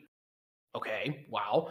You have a suspicious, like, an espionage organization, the Black Hand. You've got new grade weapons that everyone is scared shitless of, right? People talk about nuclear weapons. Think about the Maxim machine gun. The thing that's like, oh, I can spray 400 rounds a minute. Like, don't get me wrong, this is normal now, but back then, this was the WMD of their time. And it turned out to be true. Like, literally, how many men died in the fields of Europe and Russia just charging the machine gun fire? Like, millions of dudes died from this shit. So, what do you have now? You have a broken political system within Europe that is trying to keep itself together. We'll find out if Spoon's right or if I'm right. You have the Russians able to just kind of like, it's kind of like the dying man of Europe at this point, which is weird because all of Europe's kind of dying at this point. But they're on the way out, and so what are they doing? They're pulling an action to try to maintain their stability and prominence, and they've got the newest, not necessarily the newest weapons in the world, but they're one of the most effective fighting forces out there. You're talking modern ATGMs and T-90 MS tanks, BTMs of all these kind of degrees.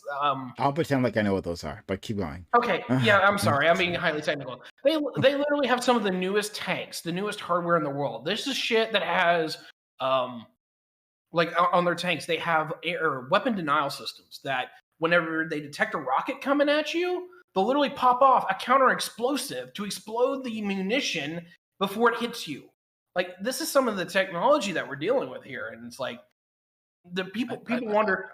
Go ahead. I think it's very unlikely that we see sort of like a missile based or even like drone based warfare at this point, right? I don't think the Russians really need like drones and all this like crazy stuff to like blow up Ukraine. Like, they will use it obviously, but like I very much doubt they'll fight a country that can fight back, right? Ukraine doesn't have these like top tier missile deterrent systems.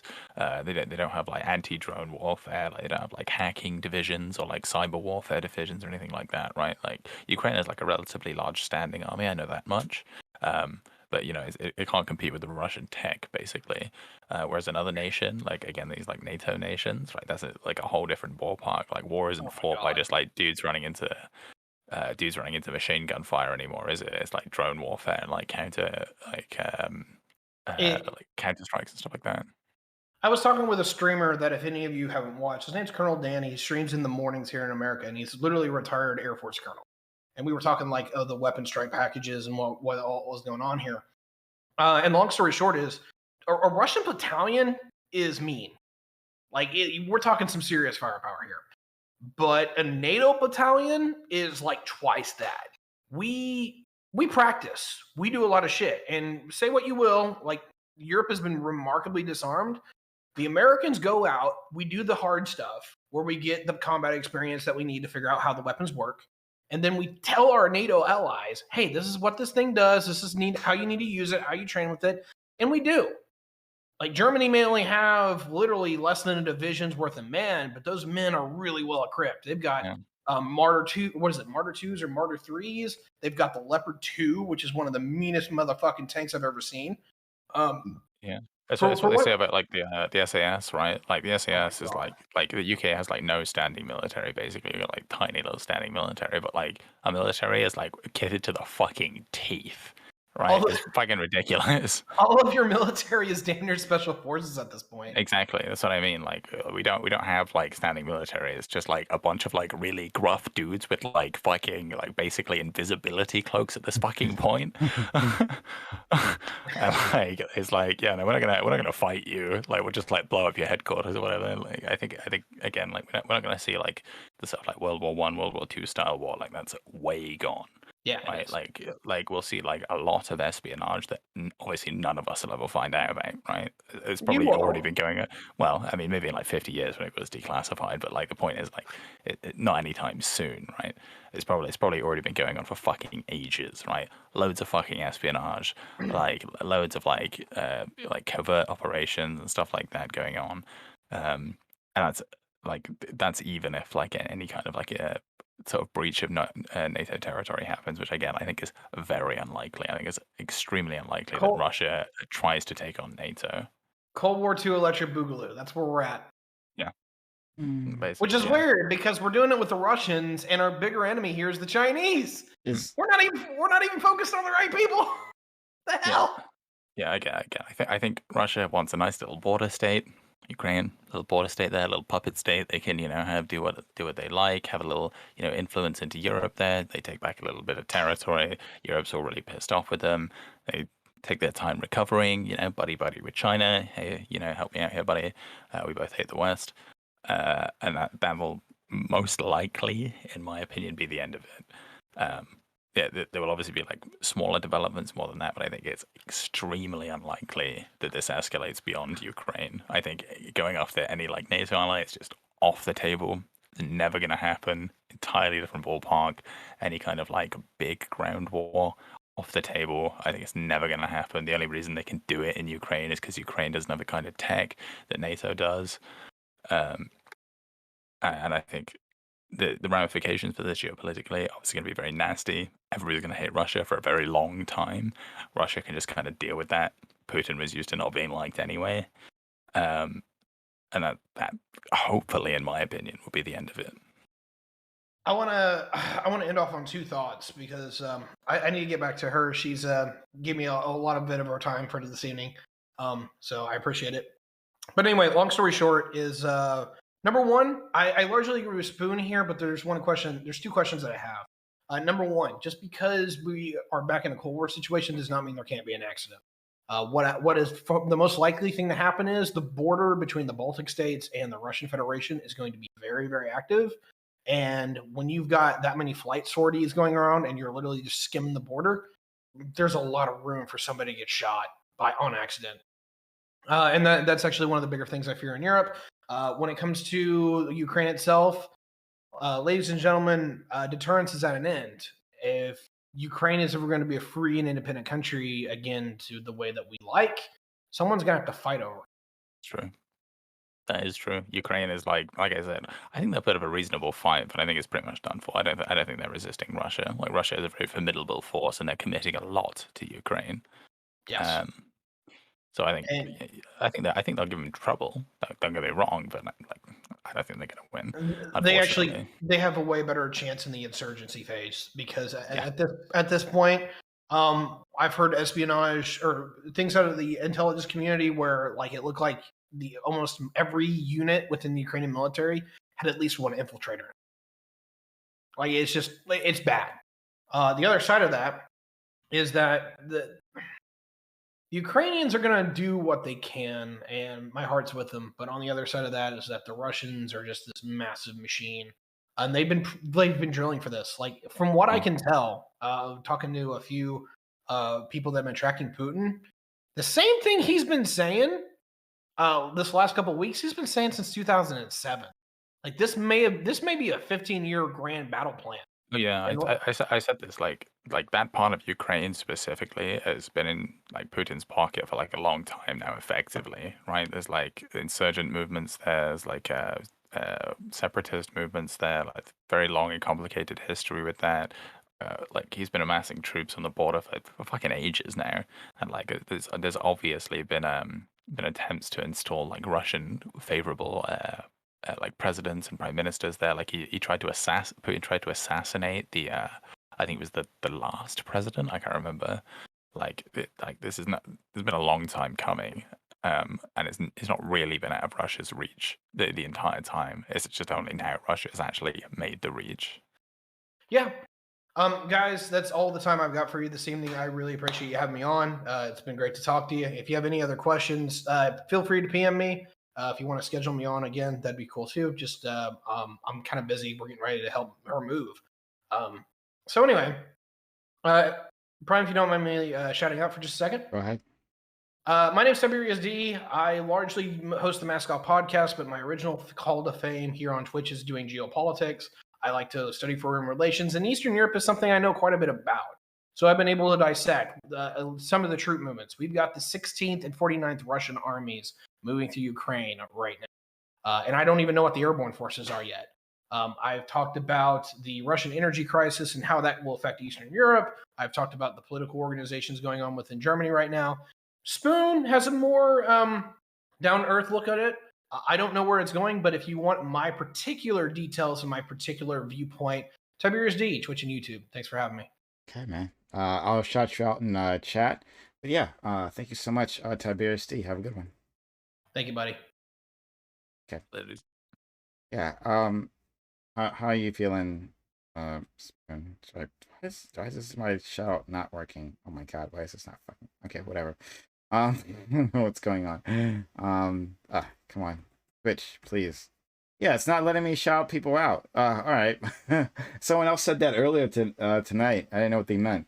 You have to actually type it out. It won't like autofill out. It won't autofill for me. I do. Yeah. Yeah, it worked there. Okay. Whatever. So whatever. Anyway, how are you? We were something I was talking about previously, right? On the part of defense is they are arming their citizens. Yes. And the president said anyone who wants training can get it. Yeah. Well, they want anyone who wants a weapon is what I've heard can get it. Oh, really? And yeah, so like there's just lines of them like at the police departments. They're handing them like automatic rifles. So yeah, AKs for you and for you and for you. Wow. And they interviewed a guy. He got one. He's like, yeah, I've never actually fired a gun before. And they handed one to him, and he said, I'm gonna go on YouTube and figure it out. It's like I'm gonna Google that shit. But and the training that they have been getting, it's like an hour or two of training. I think in this circumstance, like I'm remarkably anti-gun. I do not like guns at all. But I think in this circumstance, I think it's like a very reasonable thing to do. They are facing like a nationwide invasion from an incredibly hostile and threatening force, right? Russia is nothing to fuck around with, right? It is a world superpower, even if one of the weaker ones. I like maybe like a few people might use these guns irresponsibly, but I think generally speaking, considering there is an active invasion currently going on there, I don't think the civilians being armed is necessarily a bad thing. And if they want to fight to protect their country, I guess like that's their right to. No. I'm not saying it's not their right. So this is not an anti-gun argument that I'm making. It's an anti-people dying uselessly argument. So you're arming your civilians, but I'm the not Russians are happy to bomb civilians. They've been like hitting apartment complexes and stuff, haven't they? Like they've been exactly. targeting like hospitals, like airports, apartment complexes. Like they're gonna kill the civilians one way or another. Like if the civilians fire off a few shots and maybe take out a few Russians on the way, like I find it hard not to justify that. No, well, okay, but I don't know. I guess I'm looking at it as more of a binary, but I guess there's a lot more options on the table. I'm thinking you arm these civilians, and you maybe give them a little bit of training, right? And you're saying, all right, well, do your thing. Good luck. If someone looks like a Russian, fire in their direction, please, right? But uh, it feels like a false sense of security, right? A very thin sense of security, but a false one nonetheless. And so, like, I feel that if they weren't armed, then some of them would flee, right? Rather than A lot of them stay. are. I think a lot of them are fleeing. I don't think anyone's got like this idea that they're like single-handedly taking on the Russian military or anything Well, like that. but I think it's really just sort of like makes it harder for Russia to advance, like knowing that there will be civilians who fight back, and like they're not just going to be able to like take prisoners and bomb things and do stuff like that without any kind of resistance at all. well, they can bomb things without any kind of resistance, right? The bombing they can still do with zero resistance. You can't stop Oh that yeah, with an AK, right? yeah. And if they're rolling through with armor, well, their AK is not going to stop that either. Yeah. It's just like basic troop movement could be hindered by that. But I would rather people run. I would rather people run. I would also rather people run. Mm. But that doesn't mean they can't run and shoot at the same time, Okay, right? fair enough. And I think like most people are running anyway. So it's not too big. Again, I don't think it's too big a deal. Like maybe the only issue I have with this is like refugees showing up to refugee camps with guns, right? And then like you've got guns in the mix when people are fighting for resources, which is very bad. So Crystal Clear Art in chat. Hey, Crystal Clear Art, I hope you're doing well. She asked me, would you rather Ukraine surrender? And at first I thought it was a bit of a troll question because that's not what I was saying before. But then I'm actually like thinking about it and like seriously, would I rather Ukraine surrender? If the outcome is the same, that Ukraine is taken over, would it not be better that they surrender? I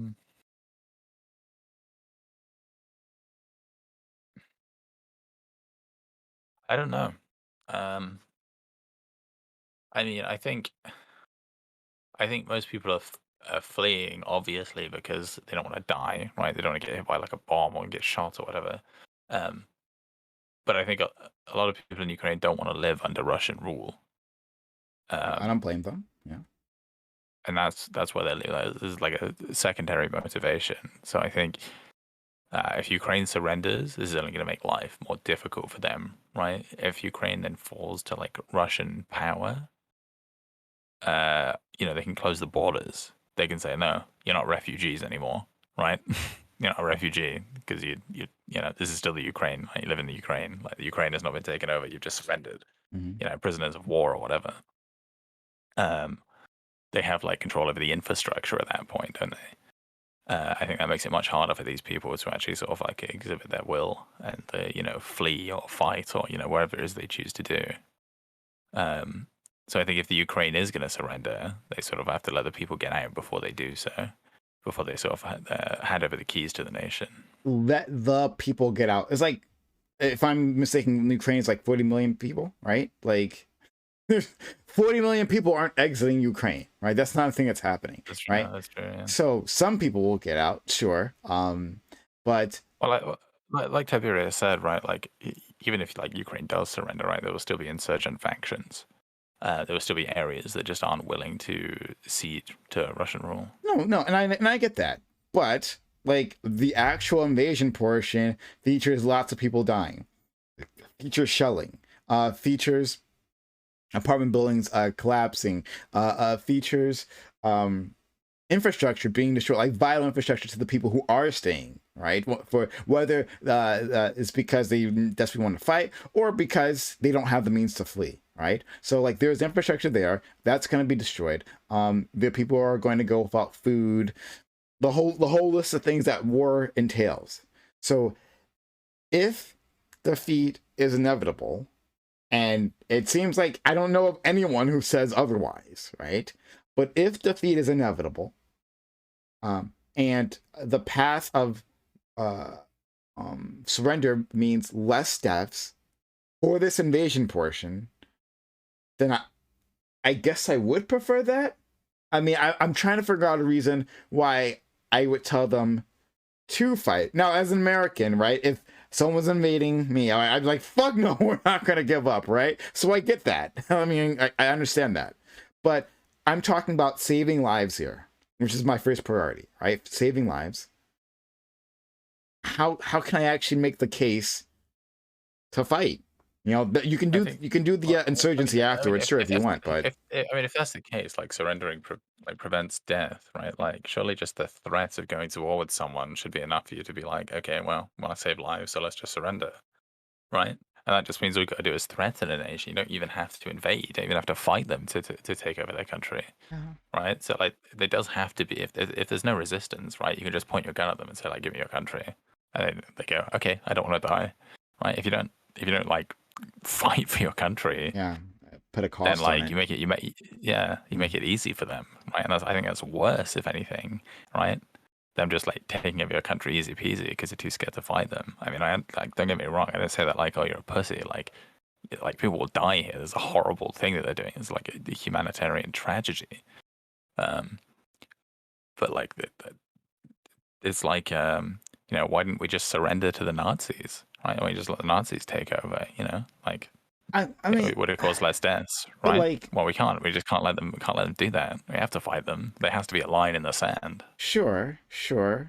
And I mean, I agree. Again, if this was America, right? Like, oh, fuck no, we're not surrendering, right? And I might be one of the ones who take up arms, right? Like, I might be one of those people. But I mean, they've put up a defense, right? Like, they're doing it. Well, they're it's only shooting, day one. right? I mean, like I said, I think Ukraine actually put up like a pretty reasonable fight. They've received like quite a substantial amount of foreign aid. They've got a pretty large standing army. I think they've like released like coordinated counterattacks now. I think like Ukraine will make it difficult for Russia, right? There's going to be no walk in the park. Yeah. And that's like good, right? Because that means Russia's in like a much less stable position after the fact. It's true, right? Which makes it easier for them to relinquish the things that they've gotten if it costs them something to get it. Okay. I mean, yeah, I get it. I'm just like grappling with this question, like it's like I'm thinking out loud with all of you, right? So like not something I'd actually considered before Crystal asked this question, but okay. I mean, like I'm not like a fan of like war. Like I feel like I'm like fucking like standing here with like the little pipe and like a nuke going off in the background. Warhawk. Yeah, Spoon like here. a warhawk. Not a fan of war, not by any means. But like, unfortunately, like there does have to be a line in the sand. There does have to be something worth fighting for. And I think like the sovereignty of your nation and like your democracy, I think has to be like that line, right? Because like if we're just gonna like say, well, we want to cause the least deaths possible, like any kind of like totalitarian or like evil regime that's ever exhibited any kind of expansionist force should have just been surrendered to. And like where would that have led the world? Not in a good place, right? So as like sad as it is, like the Ukrainians should put up a defense. Yeah, I can't argue against it. Crystal, I hope you have your answer. Like I was actually trying to work that out. So, you were you pushed back against Ty on the whole like the refugee crisis causing political instability, but like that seems to be inherent with refugee crises, right?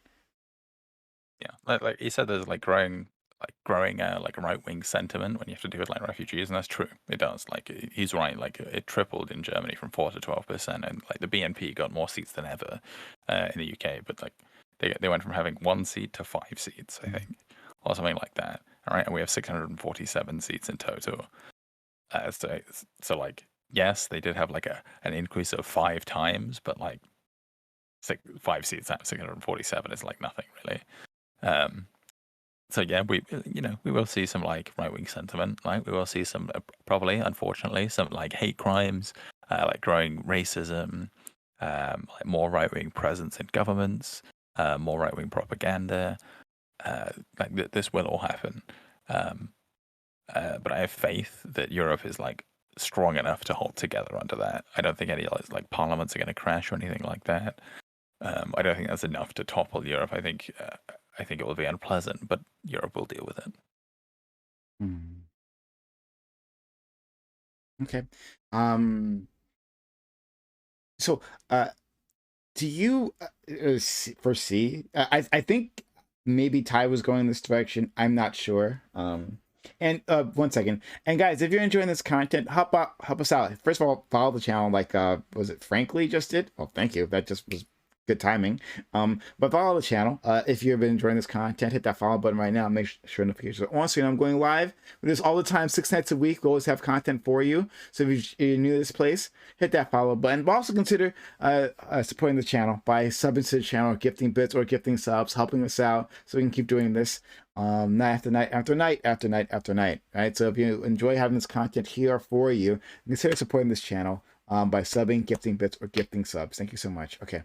I was thinking Ty was going in this direction, but do you think that there could be a more united EU, right? And that the EU is like a loose confederacy, you know, of states. I mean, that's fine. That's fine. That's like my ideal, right? I'm fucking like big globe head over it, right? I'm a globalist, right? I don't want like Europe to be a collective, right? I want Europe to be a nation, and then we have like fucking like states within it, right? Germany is like a state of Europe, the country. Like that's what I'd like to see.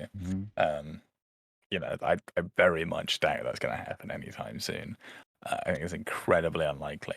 Europe is already incredibly well intertwined, right? Like, do you know what like the border between like France and Germany is? It's like a wall like this high, and you just walk over it, right? Like it's not like it's like you don't have to be like, oh no, going to Germany today, right? It's not like the border between like Mexico and the US or something like that, right? You just go there. Like the only reason you have to go through customs from go from like England to Germany is because you have to go through an airport, right? It's not like we're like hostile towards each other in any manner. There's no like checks. Like I remember when I went from Andorra to Spain, and like you just drive through the border, like they don't even check your passports. They're like, that'd be fine. Like they're just it's a neighboring country. So like it is, I think, in some senses like a loose sort of like republic or like confederacy or whatever.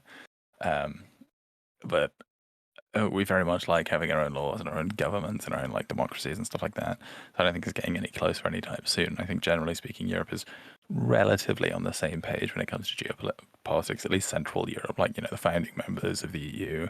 And again, Britain may have left Europe like recently, but still we're like very intertwined with them. We're still part of like NATO, we're still part of like the UN. So it's not like our influence there is gone at all, and we're still very on the same page as them. Like they're still sort of like our brother and sisters or our cousins or whatever, however you want to put it. We're still very close with them. Like we do have this like intercontinental banter. Like the British will have bad teeth and the French will smell. But like at the end of the day, like we are actually like very closely related. Yeah. But I know this is unlikely. But do you ever foresee a set of circumstances that would change that? Like, you would think outside threats, like, well, for instance, an outside threat like Russia and a lack of support from the states, right? Where the states isn't coming to rescue you, and you do have a threat, something like that. Do you think that would, if not like Europe, the Europe nation, but something moving towards that direction because of some sort of force. Yeah, definitely.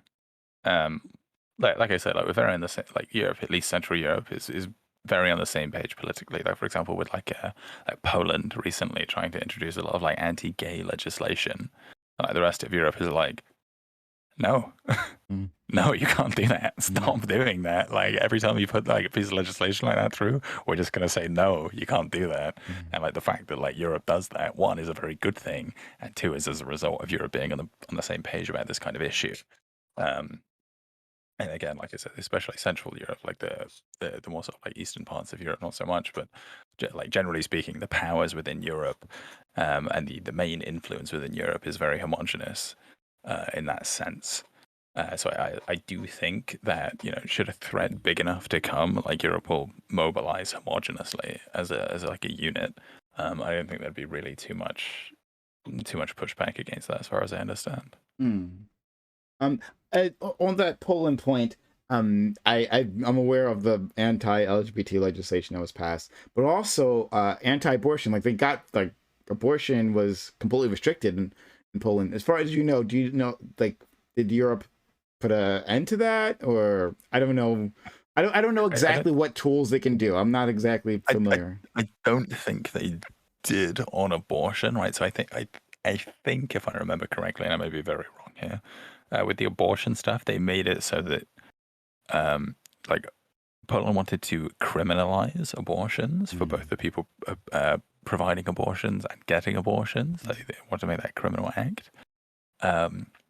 And they still sort of like banned abortions or like heavily restricted access to them. But I think Europe didn't allow them to criminalize it.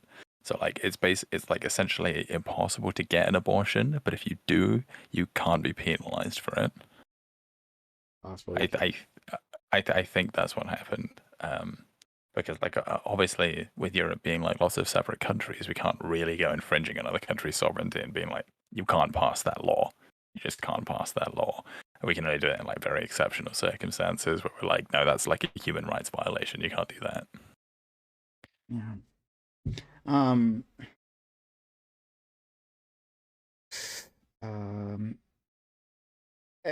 So I would actually I need to look into because I'm always curious as exactly how the European Union runs. So I should probably just watch a fucking YouTube video about this shit. To like figure this shit out. Because I know you have like your super parliament, right? That you send delegates to. Which sounds like pretty badass. But yeah, like I said, I'm a big globehead, all right. I want like a One Piece style world government, all right. That's where I'm fucking going with the world nobles. All right? That's my fucking dream. Okay, like the whole world is one country, and then you just have like almost like syndicalism, you know? Like each little country is like a syndicate. And then you just have like presidents of the syndicates who just like vote on their global manners. I think that's what we need, all right? Would the British be the world nobles? Would that be how that should? Well, we'd have a world noble. Oh, we'd have like a world from like every nation. You'd have like a world noble. Oh, how egalitarian of us all. Okay, but no, we gotta elect representatives. Right? Okay. But yeah, I suppose do I want a one? I guess I've never put like serious thought into it. Right? It sounds nice. Yeah. But they'd be elected, not like by birthright, but yeah. But this is the open borders fight, right? That I keep having people, right? Because they're saying, oh, you're in favor of this. Well, yeah, but I get that something like this literally cannot happen under the current circumstances, like the geopolitical circumstances, completely different, right? Our economic circumstances, not going to happen, right? We would have to have a completely different set of realities here, right? Of global realities to enact something like that. And at that point, right, if you could have truly open borders like everywhere, well, then you'd be really close to being more have that one. I I'm okay with like borders as a concept. Like, hey, like this group of people like these sets of rules, and that's how they want to live within this area, and this group of people like that set of Yeah. rules, and that's how they want to live within that area, right? I'm Mhm. okay with borders in that sense. I think like what I'm mostly in favor of is like these sort of like large parliamentary boards sort of getting together to solve more global issues. And I think like especially like to do with say climate change or something like that, I think having sort of a global effort to address these things is much more effective than just like a single country saying like, oh, we're going to provide a bit of relief. You know, I think like if the whole world got on the same page, like for example, I'm a big proponent of the Paris Climate Accords. If the whole world gets on the same page and says, right, this is our plan, this is what we're going to do about it. We've all signed on to it. These are our commitments, and we're going to keep them. Like that does actually amount to like big change. And if we applied this to say like global poverty or something like that, or like world hunger, like let's say just like every country in the world just gets on the same page about this, we will like get together in a big fucking like world meeting and say like, you know, we're going to solve this issue. Resources can be moved about here and here and here. You know, we all make these commitments, blah blah blah. Like I think these things would get done a lot quicker, even though it would be complex and obviously like there's chances for corruption there and you know, it'd be very difficult. Like, I think this would actually amount to like real change rather than just sort of like little, you know, throwing scraps and crumbs around. But it's the idea of like the world getting on the same page. It would have to be like a post um like resource like a resource rich world, right? Where we didn't have to fight over these things, when we didn't have to like it's just like Star Trek level shit, right? When they had like the what was it called? The replicators, right? The replicators. Yeah, the replicators. That's the end of money. Money is done. It's like it's a post thing, right? Except they kind of reintroduced that in DS9, but still, still it's like it's something of the past, right? Where everyone can feed themselves, right? Like everyone can have the basic, well, nearly anything, right? You can just come up with. So it's I think it's important that we do that while scarcity still exists, right? I think the only way we're going to get to post scarcity, I mean, like, I would espouse the maybe unpopular belief that there is actually plenty of resources to go around. The issue is not lack of resources, the issue is distribution of resources. You know, some people massively overconsume, and as a result, other people can't consume enough. Um, and I'm not a huge fan of it, but I'm not against it either. Like degrowth. People talk about degrowth, right? I think it's very reasonable to say that some people in like developed Western countries or like very highly developed Western countries consume far too much and have way too much, and especially at the cost of other people not having anything at all. And I think it's very reasonable to say that, yeah, maybe we should consume a little less so they can consume a little more because, you know, at the end of the day, we're both humans. And we both deserve like a reasonable lifestyle. And just because I was born here and you were born there, I don't think it really seems fair that I get so much more than you. And I think like to address these things, like we do need like the entire Earth to sort of adopt that mindset, which I know is like an absolute pipe dream. But these issues can only be solved at a global level. Okay. Question. Do I get to keep my PlayStation and my steaks? PlayStation and steak for everyone. Okay, great. All right. Okay. All right. For a second there, I thought you were going to take away my... Okay, if I get my video games and I get my steaks, right? And then okay, sure. All right, I'm willing to sacrifice some other stuff. But it's gonna be like lab grown steak that you can only eat like 3 times a week, and like a new PlayStation only comes out like every 15 years as opposed to every 5. So like you still get nice things, but like, you know, not so much and not so quick. 1 second. Yeah. All right.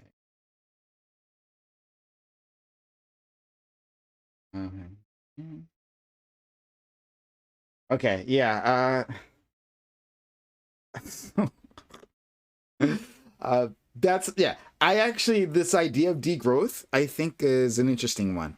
I'm really curious of what that looks like, right? Because then you run into people like me, right?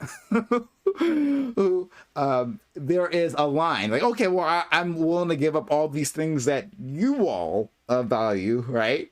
But the things that I value, no, those are the things we keep, right? So Yeah, I know. I think we do sort of just have to like be like, right, I'm gonna have to have less so other people can have more. but Um, what and does like that mean?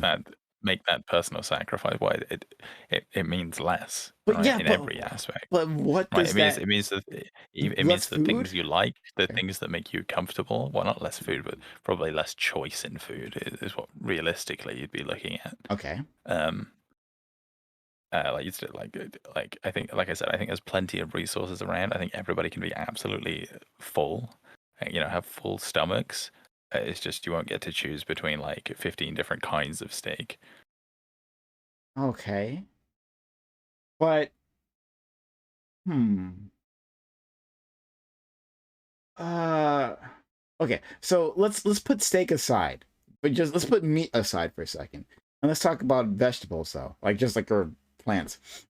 It seems to me that we have right now, as it stands, if we just change our economic system, right, to one that wasn't concerned about like the price of commodities, right, that we could grow enough food to feed the world.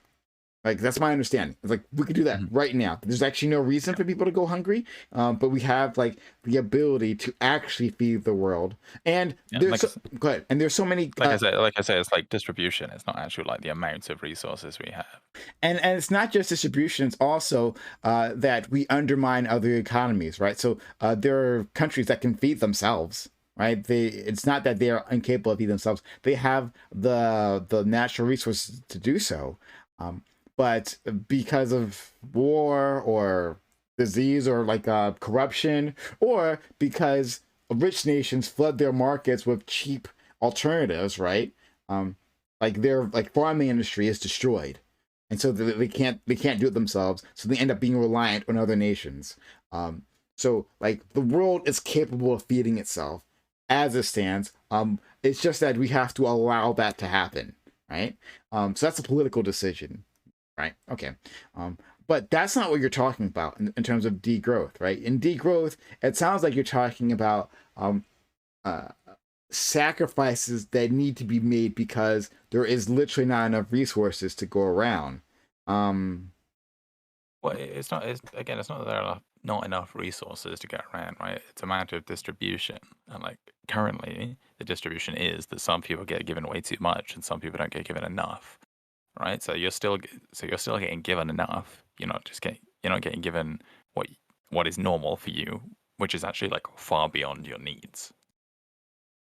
mm,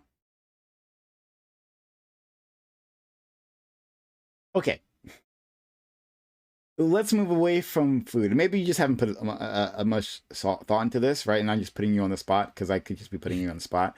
But moving away from food, what does that look like in general, right? Like, okay, I can see less cars, right? You don't get to like buy like cars continuously or for something, right? Like cars are expensive or something, and because of the environmental impact, uh, like you get one car, right? Like families don't get to have like a fleet of cars for themselves, right? You get one car or something like that. Okay. But like what other sacrifices would be in a degrowth world? I think we look towards sort of like more like a communitarian living in general, right? Mm. So for example, uh, not having so much space, that kind of thing. So like it's much more efficient if we live in sort of like tower blocks and things like that. We live in like apartment buildings rather than like living in this like suburban sprawl. And the reason we do that, obviously, because it takes up less resources, right? It's much more efficient to live in these like smaller spaces with like closer people and like more sort of accessible amenities, right? Living in like suburbia, right? Everybody has to drive like 30 minutes to the nearest grocery store. If all of those people live in like one apartment building, you can have the grocery store opposite, right? No cars at all. Mm-hmm. Um, so you know, you're sacrificing your space was like efficiency there, right? And obviously this has like a knock-on effect to the rest of the world, right? That efficiency allows for sort of like less pressure to be put on elsewhere, right? And that less pressure can allow those people to develop in those places as well. And like I think sort of like one of the major selling points of like moderate degrowth to me is that when other people get the so when this resource balance is adjusted, so you've got less and other people have got more, then that means that these people over here who previously had less can start contributing, which means that actually, you know, both get more because these people are contributing and these people are contributing, and you sort of like raise each other's standards in that way. So like, although we would experience like a temporary loss of comfort, perhaps, like the progress that those people would be making otherwise is going to advance everybody. So, the idea of destroying suburbia, that's the amount of degrowth that I like a lot. Again, the thing I don't value. We can take away that thing. But I've talked about that. I think you've been on the panel when we've talked about that. You know, destroying the suburbs, and like, you know, reconstituting ourselves in a more efficient manner. Yeah, that would be interesting. I guess my the thing I'm having trouble conceptualizing is how all these various sacrifices necessarily benefit people in other countries, right? So, like, destroying the suburbs would be great for all kinds of reasons, for all the efficiencies that you mentioned and more. But I'm not sure if that puts food or clothes or anything on someone's back who's on the other side of the planet, you know? Like, well, I mean, like the theory is, right, if we consume less resources here, then there's more resources there, right? Because currently what we do is we take the resources there and we compile them here, right? And that's like why the global north is rich and the global south is poor, right? Because we take all the resources from the global south and add them onto the resources in the global north, and that's we have an abundance here and they have a lack there. So, like, theoretically, if we sort of even out that balance and they have more resources there and we have less resources here, they'll have more sort of like to develop themselves. I mean, I'm very in favor. Like, you've heard me like talk about this point before. We should be going to other countries and developing them. We should be going to other countries and sort of like building infrastructure for them, sort of like giving them like schooling and nuclear plants and blah, blah, blah, hydroelectric dams and all that kind of stuff. So, like, coupled with that, and sort of like our own sacrifice, I think we could make like serious investments into developing like a rather subjugated portion of the world, which in turn would pay dividends in terms of their development and their contribution to the world. Like a lot of the issues caused with like efficiency at the moment, and sort of like climate change is through inefficiencies in poorer countries. So, for example, in Britain, farming is incredibly efficient. Why? Because farmers have access to all this like first world technology, right? They have access to all this fucking like new tractors that are like incredibly fuel efficient. They have access to like gigantic like corn, like fucking crop spreaders, and like they can harvest very quickly, very efficiently. The yields are very high. But then you go to somewhere like you know, access to water or this kind of things, but then you go to somewhere like Egypt or something like that, and they have like no water supply, right? The Nile is so polluted that they have like no water supply. So like farming here is incredibly difficult. The kind of machinery they're using is incredibly outdated. You know, it runs on like diesel instead of like biofuel or something like that. So it produces a lot of pollution. And as a result, like it's like loads more emissions. The yields are much lower. They have to sell it for lower because they produce lower quality products. There's like shipping it to like the other countries and stuff like that. And like England has like well developed trade routes and all these like fucking like biofuel carriers that are like incredibly efficient. So like if we alleviate those efficiencies, then those countries actually like they can contribute not just like a little bit more, but like thousands of times more, and that's better for everyone, right? That means we here get like cheaper goods because they're producing goods there like more efficiently at a higher yield. And this applies to like all the sectors. Farming is just like one that I know about specifically. I hear what you're saying, and I agree. I mean, you know, I agree. Like, this is my type of politics, right? Where we're going out and actively doing good in the world, where we are saying that these people are worth the investment, right? Just like we ourselves. I mean, I think if we did something like that, we'd also be we also have a politics that will allow for like the destruction of the ghettos, right? Like there Yeah. are no more ghettos. Right? We would have already taken care of that.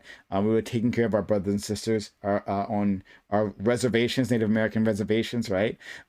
We would have a more equitable distribution of resources here in the states, and then somehow we would then be able to project that outwards.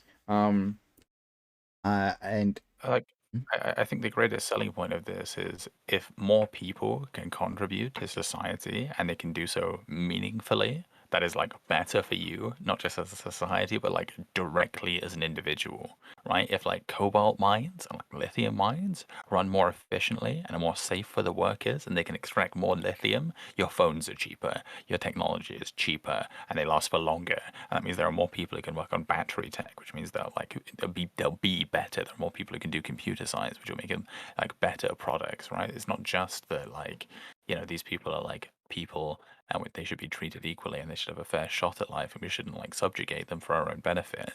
It's like specifically that this would actually be better for you as an individual if these people could contribute more meaningfully, and that requires you taking sort of maybe like a brief sort of a break in the surplus that you enjoy. yeah, I I like that framing because oftentimes like we just think of these people as a drain on the world, right? Excess population that maybe we should sterilize, that's the type of thinking that breeds. No, these are individuals who could contribute to the global economy, right, in ways that we currently cannot imagine. Right, we can't imagine like if we unleashed the brain power that's locked away like by poverty, right, and famine Yeah, and exactly. disease. Yeah, Exactly. Like, how many people are in Africa? Like 1.2 billion people or something like that. yeah. Like, if everyone in Africa had the same like level of schooling as they do in like, even just America, right, Mhm. which is not like prolifically not very good for schooling, right? Right? Even if they had the same standard of education as just America, right? They could be as productive as America. Imagine if 1.2 billion Africans became as productive as the average American, right? That is a huge boost to the global economy. That's a huge boost to you as an individual, Hmm. right? Like imagine how much like better your life would be if there were 1.2 billion human beings working to make your life better. I mean, indirectly, obviously, but the point is they'd be contributing to the same society as you would be, Hmm. right? Like having more competent people doing more competent things more efficiently is directly beneficial for you. Like that's what makes society better. Yeah. Have more companies, right? Someone says in the uh, chat says waste management. Hello, hi. Says yes, competition. It works. Okay, yeah. You could have more competition. Imagine more companies, like around the world in different industries, like competing, right, for to create a better product, to create a better cell phone, right? Or to advance whatever comes after our smartphones, right? Like to figure that out, to have more minds working on that. And you would get as a consumer, right? If you want to look at us as look at us all as consumers, as a consumer, it'd be better for you.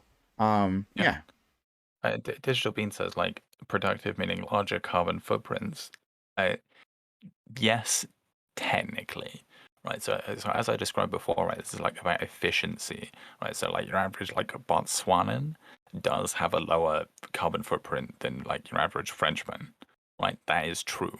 But in terms of what is needed to produce what the Botswanan lives on and what is needed to produce what the Frenchman lives on, the the resources that go into what the French person consumes are so much more efficient that they are getting way more out of what they put into the Botswana, right? Like I said, like the French person's food is produced by like hyper efficient biodiesel autonomous tractors that work 24/7 and they charge on like wind power or something like that. And the Botswanan is driving like a 90-year-old tractor that runs on diesel, right?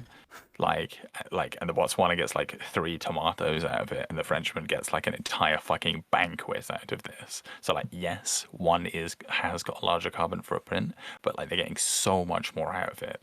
And if we've got more people like contributing and like using more efficient technology, yes, we might see a rise in like emissions. But we've also got more people working on bringing those emissions down.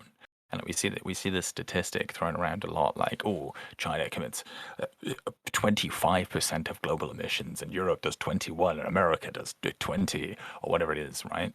Like, but you've got to acknowledge that even with all the superpowers combined, the majority of emissions actually come from like the manufacturing countries, right? They come from like Southeast Asia, they come from Africa, they come from South America. That's where like the worst emissions come from, right? That's where our inefficiencies lie. We can eliminate these inefficiencies, then we actually bring down global emissions quite significantly. And that's why like revolutionizing your economy and investing in green technology would be best done in these countries, right? We can do it in our own countries, and that's great.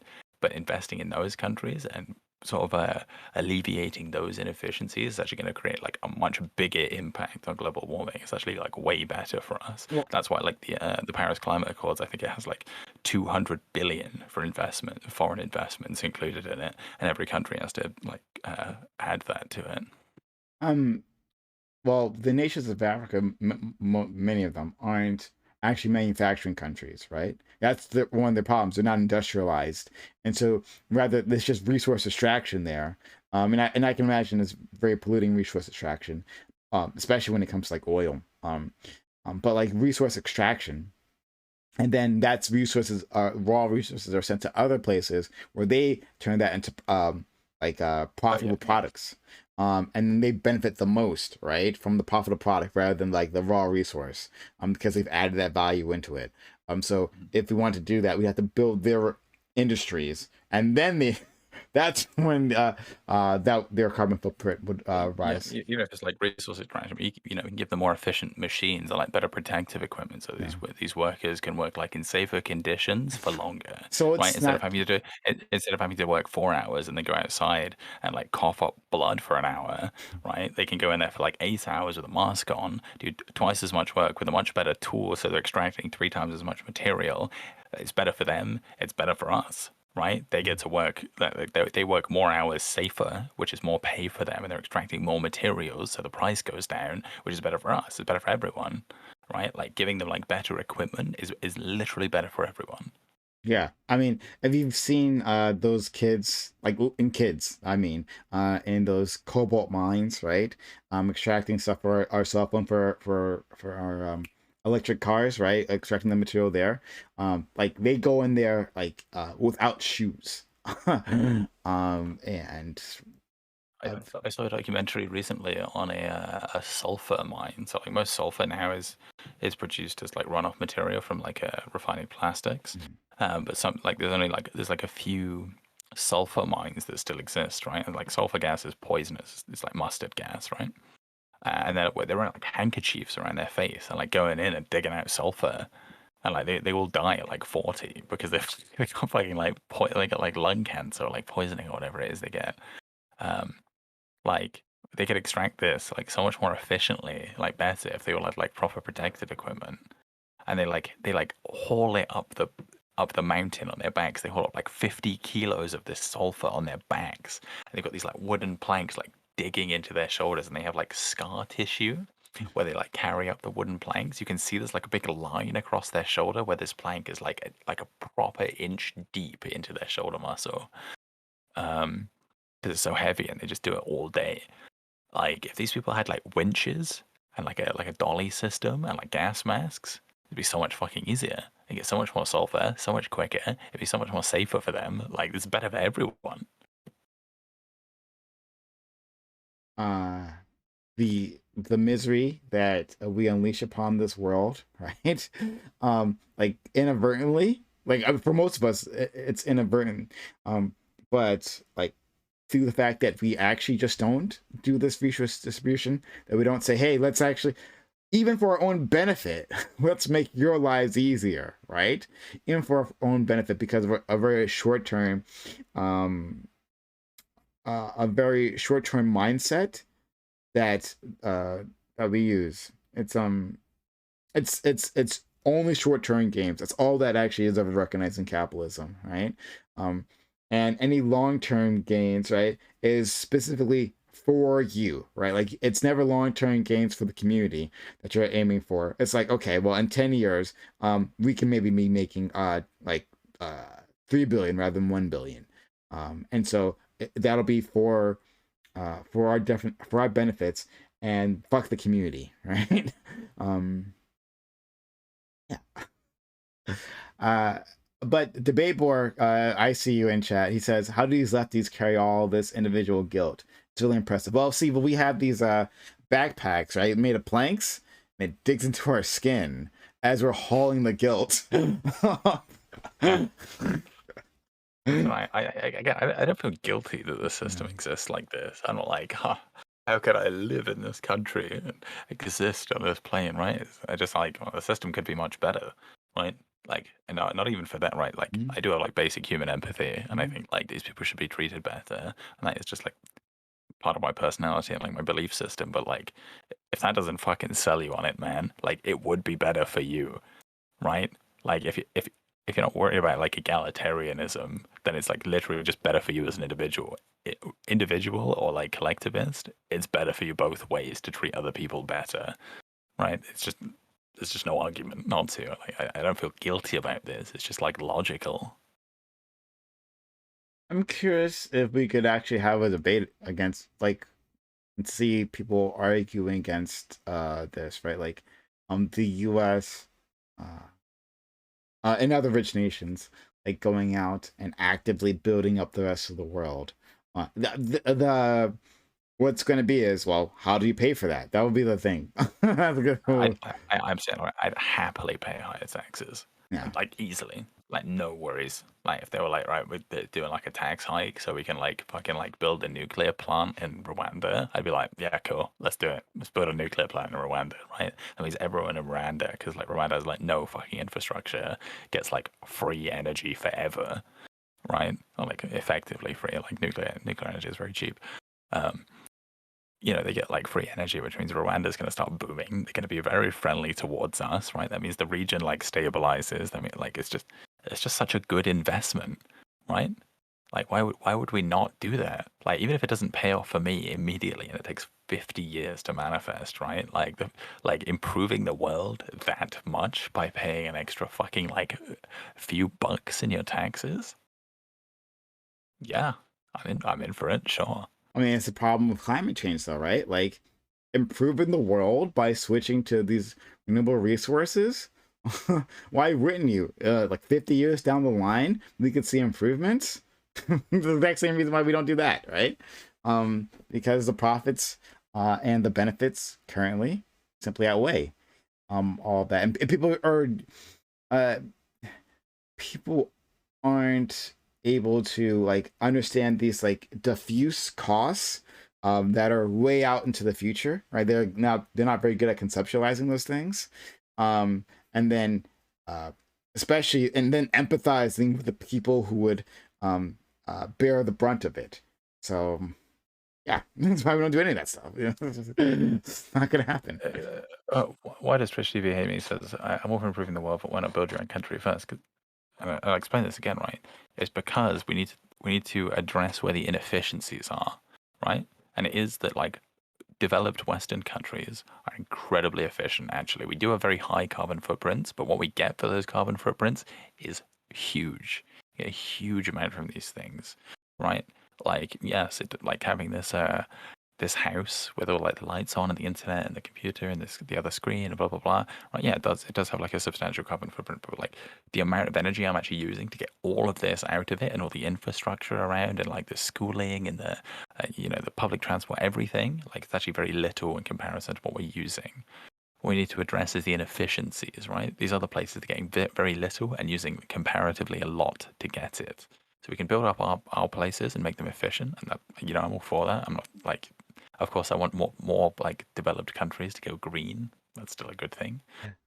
But like, if we really want to make a dent in this, if we really want to address this and like resolve a global issue, we need to be viewing this as a global issue and not being like, well, my country, I'm going to solve my own country first. We need to address global inefficiencies, like if inefficiencies within global supply chains. And again, what I want to reiterate on your point, right? So, why does Switch hate me?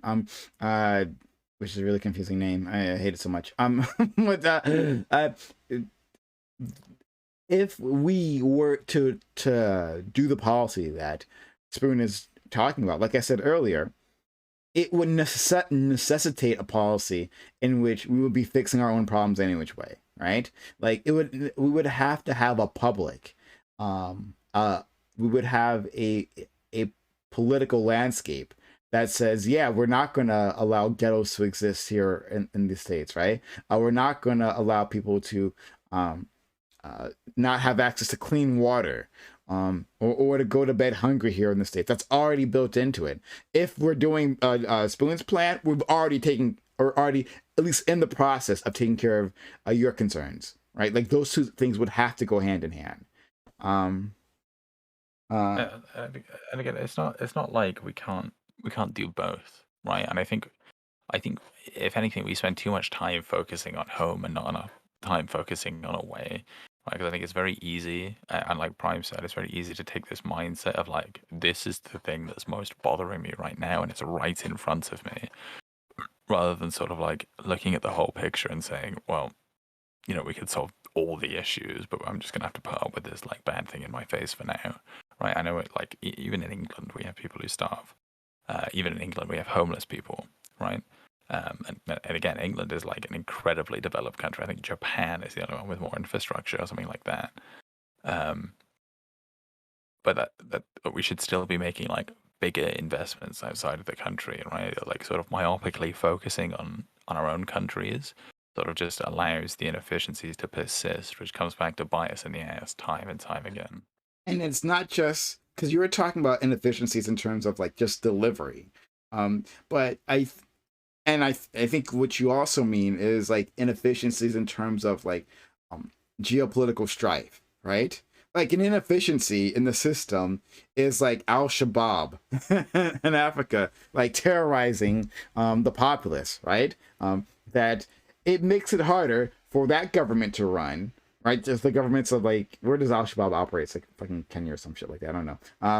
Someone's gonna prove me wrong, whatever. But the point is that those terrorist groups operating there make it harder for the government to operate, which makes it harder for business to operate, which makes it harder to get those resource extraction, right? Makes it more expensive to get that out of there to you, right? But like, why do these places, why do those terrorist groups operate? Because there's so much like disinvestment. People feel hopeless, and then these groups tell them like, okay, well, follow our nonsense cult-like behavior, and your life will be better, right? You're not educated otherwise to be able to make better decisions, so you'll do what we say. Like, so all those things, like that's another inefficiency. That the fact that those groups exist where they would not exist in a more developed nation, right? At least not in that form and not be that powerful. Exactly, yeah. Like, and even if they did exist, right, the state would have better powers to deal with them, right? They'd eventually sort of like better wane off their influence from the proceedings. Like, what we need is sort of like the philosophy of the CIA of just like going in other countries and sort of like representing that nation's interests, but not doing it in such a way which is like, oh, we'll just install like a government that's favorable towards us, and as long as they like play ball with us, that's all we really want, right? Like we need to like install a government that's favorable to like building up their nation and then being like a trade partner with us, rather than just sort of like, well, as long as they play ball, it's fine. And understanding that that government would do actions that would not necessarily benefit us all the time, right? Which is something. Exactly, yeah.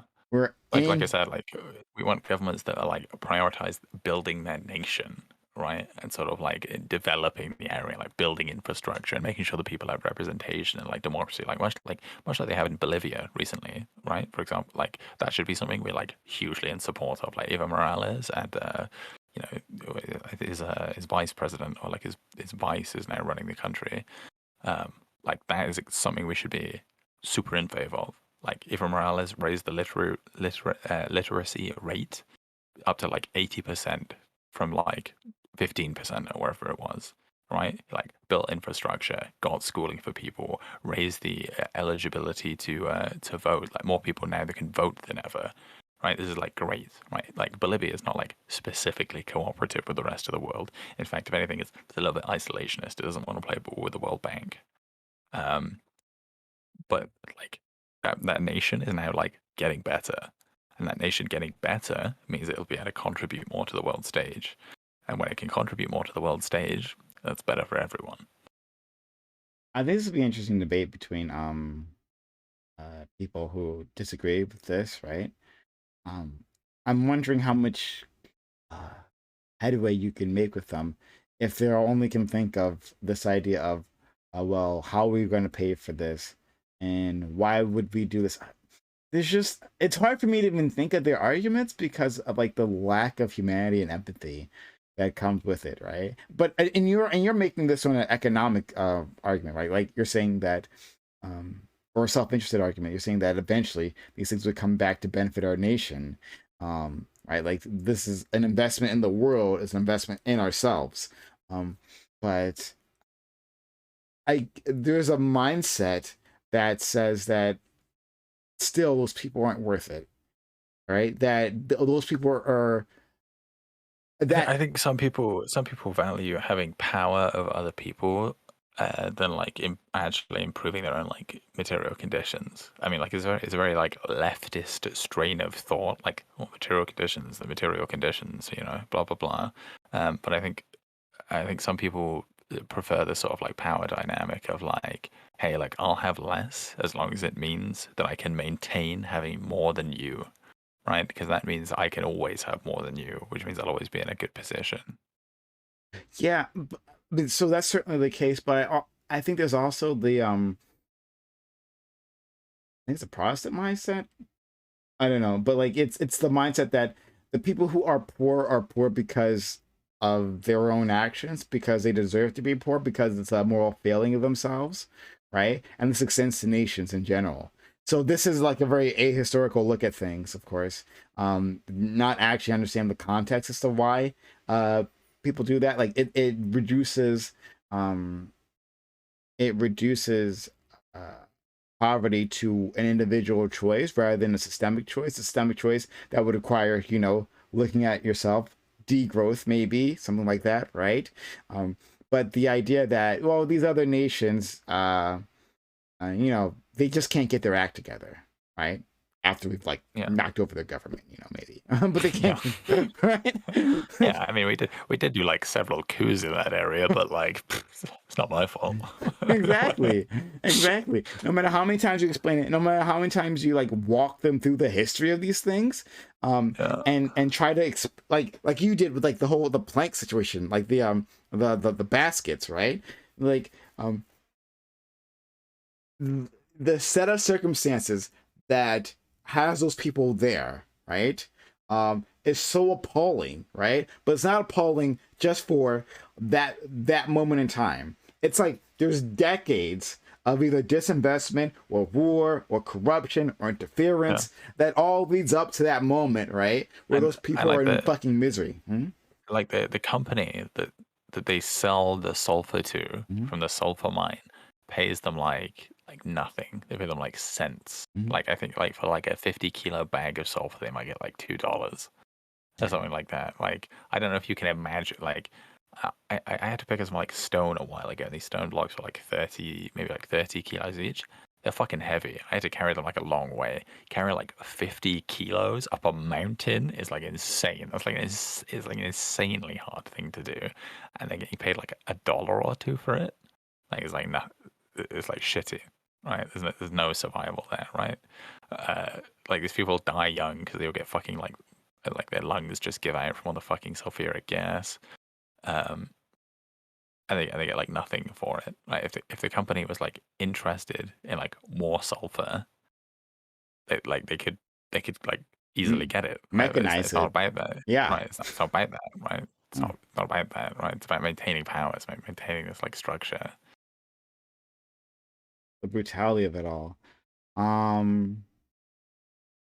It's and it's amazing too because of like the ability to disconnect, right? These things that It's very easy. Yeah, in capitalism, it's easy to have like personal distance from all these actions. So the people all along the way, right? If you ask these people, all of them would say, "Well, I'm not a monster. Like, I've got nothing to do with it. And to some extent, for at least some of them, like their ability to actually affect the system is limited. But there are people along the way who can make different choices to make things better. And they do have this culpability, but again, capitalism allows you to separate yourself from these monstrous actions, right? That you enact on the world. It allows you to look at all these people as simply numbers on a spreadsheet. Yeah, I was reading up on this, like on like collective responsibility, like I don't know, like a few weeks back or something like that, and it proposes this like scenario, right? So the scenario is like, you can do like an action, and if you do that action, like you personally will be happier, right? But like a little bit of damage will be done to the world, like a tiny little bit, negligible amount of damage will be done to the world, right? And if enough people do that action, actually like a very large amount of damage will be done to the world, and everybody will be much like extremely unhappy if that happens. So like in a lot of people's minds, they see this and be like, well, if I do that and nobody else does, right, I can just get away with it. And like, the world's not going to win, to be fine, right? I just take the thing, and that'll be it, right? So like the action is like, it's like a box of donuts, right? And if you take a donut out, like there's a chance the world might end. And if enough donuts get taken out, the world will end, right? So you go, well, I want a donut, right? Well, if I take a donut, the world's not going to end, right? Like there's loads of other donuts there, right? Just take a donut. And then if everybody thinks that, obviously all the donuts go, the world ends, right? So like we've got to sort of like take this mindset of like, well, yes, I know that this may be better for me, like individually. I may experience the pleasure from this action individually, but like the consequences of everybody engaging in this action and causing this minor amount of damage actually surmounts to a very large amount of damage. And that will actually make the world like substantially worse. So like, yes, I am going to have to forego like this minor pleasure so that the world actually doesn't suffer the consequence of everybody thinking like that. And everybody's out to be like, well, I can get away with it, right? No, I can get away with it. I'm like, I'll do it. Like, you shouldn't do it, but like, if I do it, then just one time. And this is the vegan argument, all right? The vegan, that's what you did, right? In terms of like the impact on the environment by eating meat, right? Like that's the argument that they're using. Yeah. But Spoon, it's okay if I get a burger, right? Like it's not gonna when I get a burger. You get a burger. I mean, it's just one burger. It's one burger. I get a burger. It's one burger. You shouldn't eat burger. You should eat. I eat burger. It's one burger. Right? Like, we should eat less meat. Like, this is absolutely, everybody should eat less meat. I don't know if I completely. I'm definitely for eating less meat. Yeah, I'm definitely for doing that. I can do that. More potatoes. I love potatoes. Everyone should eat more potatoes. Yeah, as it is, we do. We all take this attitude of like, well, if I do it, then just one time. Right?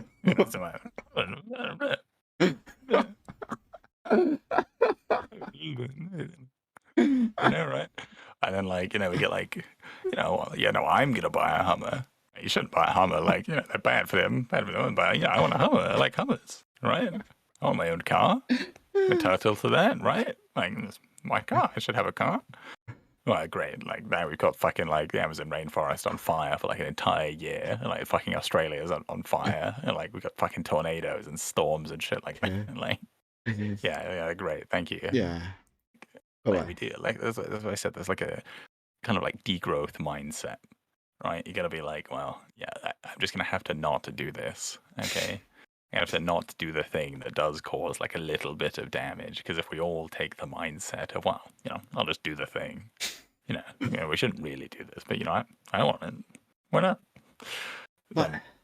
Then we do really cause some serious damage. But on the other end of this, right? And the thing that lets meat eaters like me off is that actually the structures of capitalism, the structures of industry are so big, and their footprint is so huge that it like wipes out our individual choices, right? So we, Yeah, but that's true. But like these structures and these societies are comprised of individuals, right? Comprised of individuals making choices, right? And the fact that we all make these choices is what allows that structure to exist, right? And this is I'm just going to do it, right? It's not my fault. It's everybody else's fault, right? So we all contribute to these structures. We all contribute to this problem. And if we all stop contributing to this problem goes away, just like that. uh, I. But I'm not so sure. That's where my disconnect is. There, I'm not so sure about that because yes, there's a certain extent where individuals the are. industrial meat market Mhm. ceases to exist if we all stop eating meat, right? There's no demand, right? No demand for the industrial meat market, no industrial meat market, right? Yes. Yeah. If okay, yeah, in an individual consumer mindset, this is true, right? That there's all of a sudden no more. But like even for okay, so if you move it out of the realm of food and look at it in the realm of energy, then we all need energy to live, right?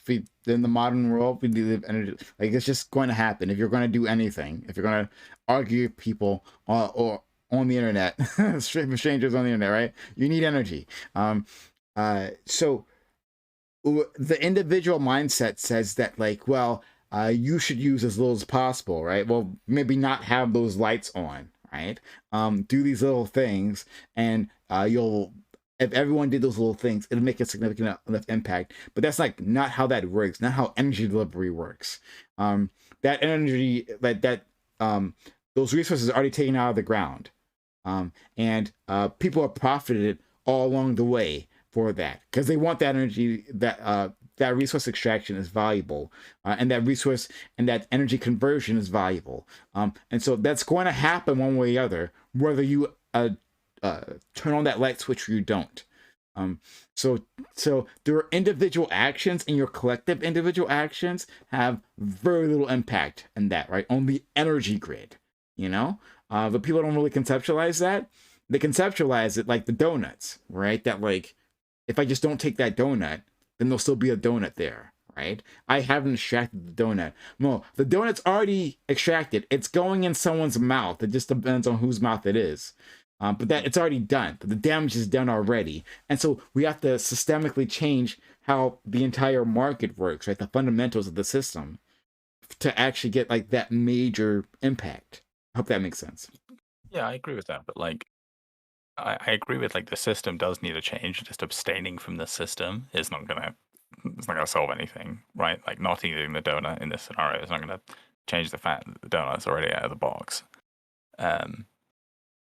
But like fundamentally, these systems are created by the demand of of the individuals, right? So if we sort of reassess, we need to reassess our demands of the system, right? And thus, that is what the new system will be created from. Obviously, we have to work within the system to create a new system, but the new system has to be based on like a fundamentally different set of demands, right? Like in the previous system, we're demanding the donuts, right? And thus the donuts get taken out of the box. In the new system, we have to say, right, no donuts, right? Because we understand the harm donuts cause, and the system has to be structured around no donuts are coming out of the box. Mm. So like yes, the system is the issue. Obviously, we do have to work within the system to change it, but that system only changes when we recognize our individual issues with the current system and like how we interact with it as individuals.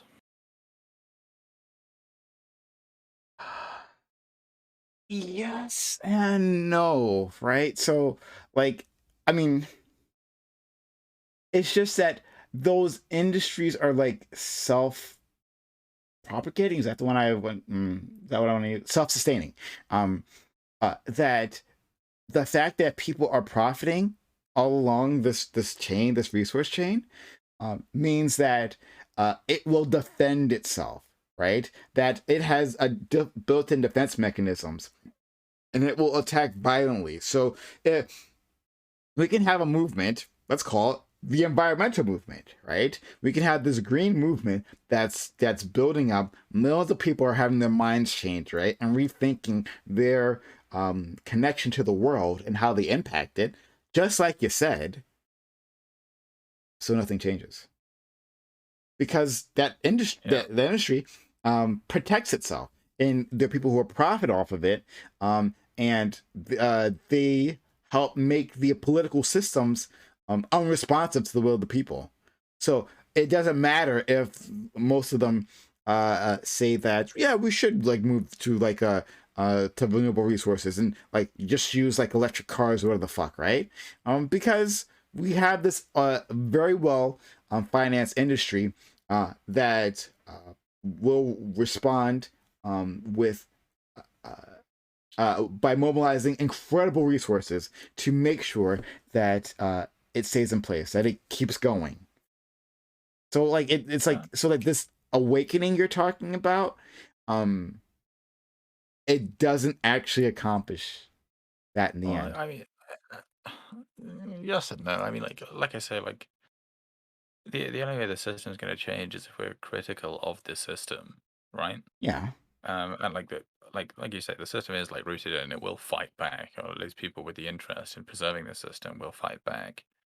And they often do have a lot of power, but like in a democracy, like that shouldn't pan out eventually, right? Mm. Like, and I would argue it is going that way, right? Like we do see systemic reforms, like, but these things are designed to work slowly. We can't just have We like, really a wouldn't have, fucking, man. like new society every week, right? These things probably should go slowly. Maybe in some cases they should go faster than others, and you know, there's very good cases, very good arguments for all these things. Like, you know, why can't we just end systemic racism? Like, we all agree that's bad. But sort of like the pace of society is set so that we don't have like bad ideas getting through very quickly, which unfortunately stops good ideas getting through very quickly as well. So I argue we do see the systemic reforms, but they do take a long time. And the only way these systemic reforms come about is individuals realizing that the system's not very good, and the system needs to change.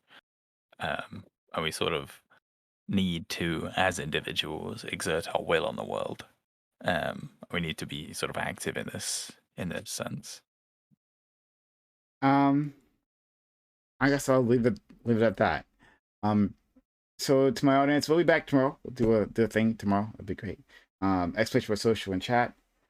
For our social media, in case you don't know, we got the Discord, we got Twitter, we got the YouTube. So I'm gonna say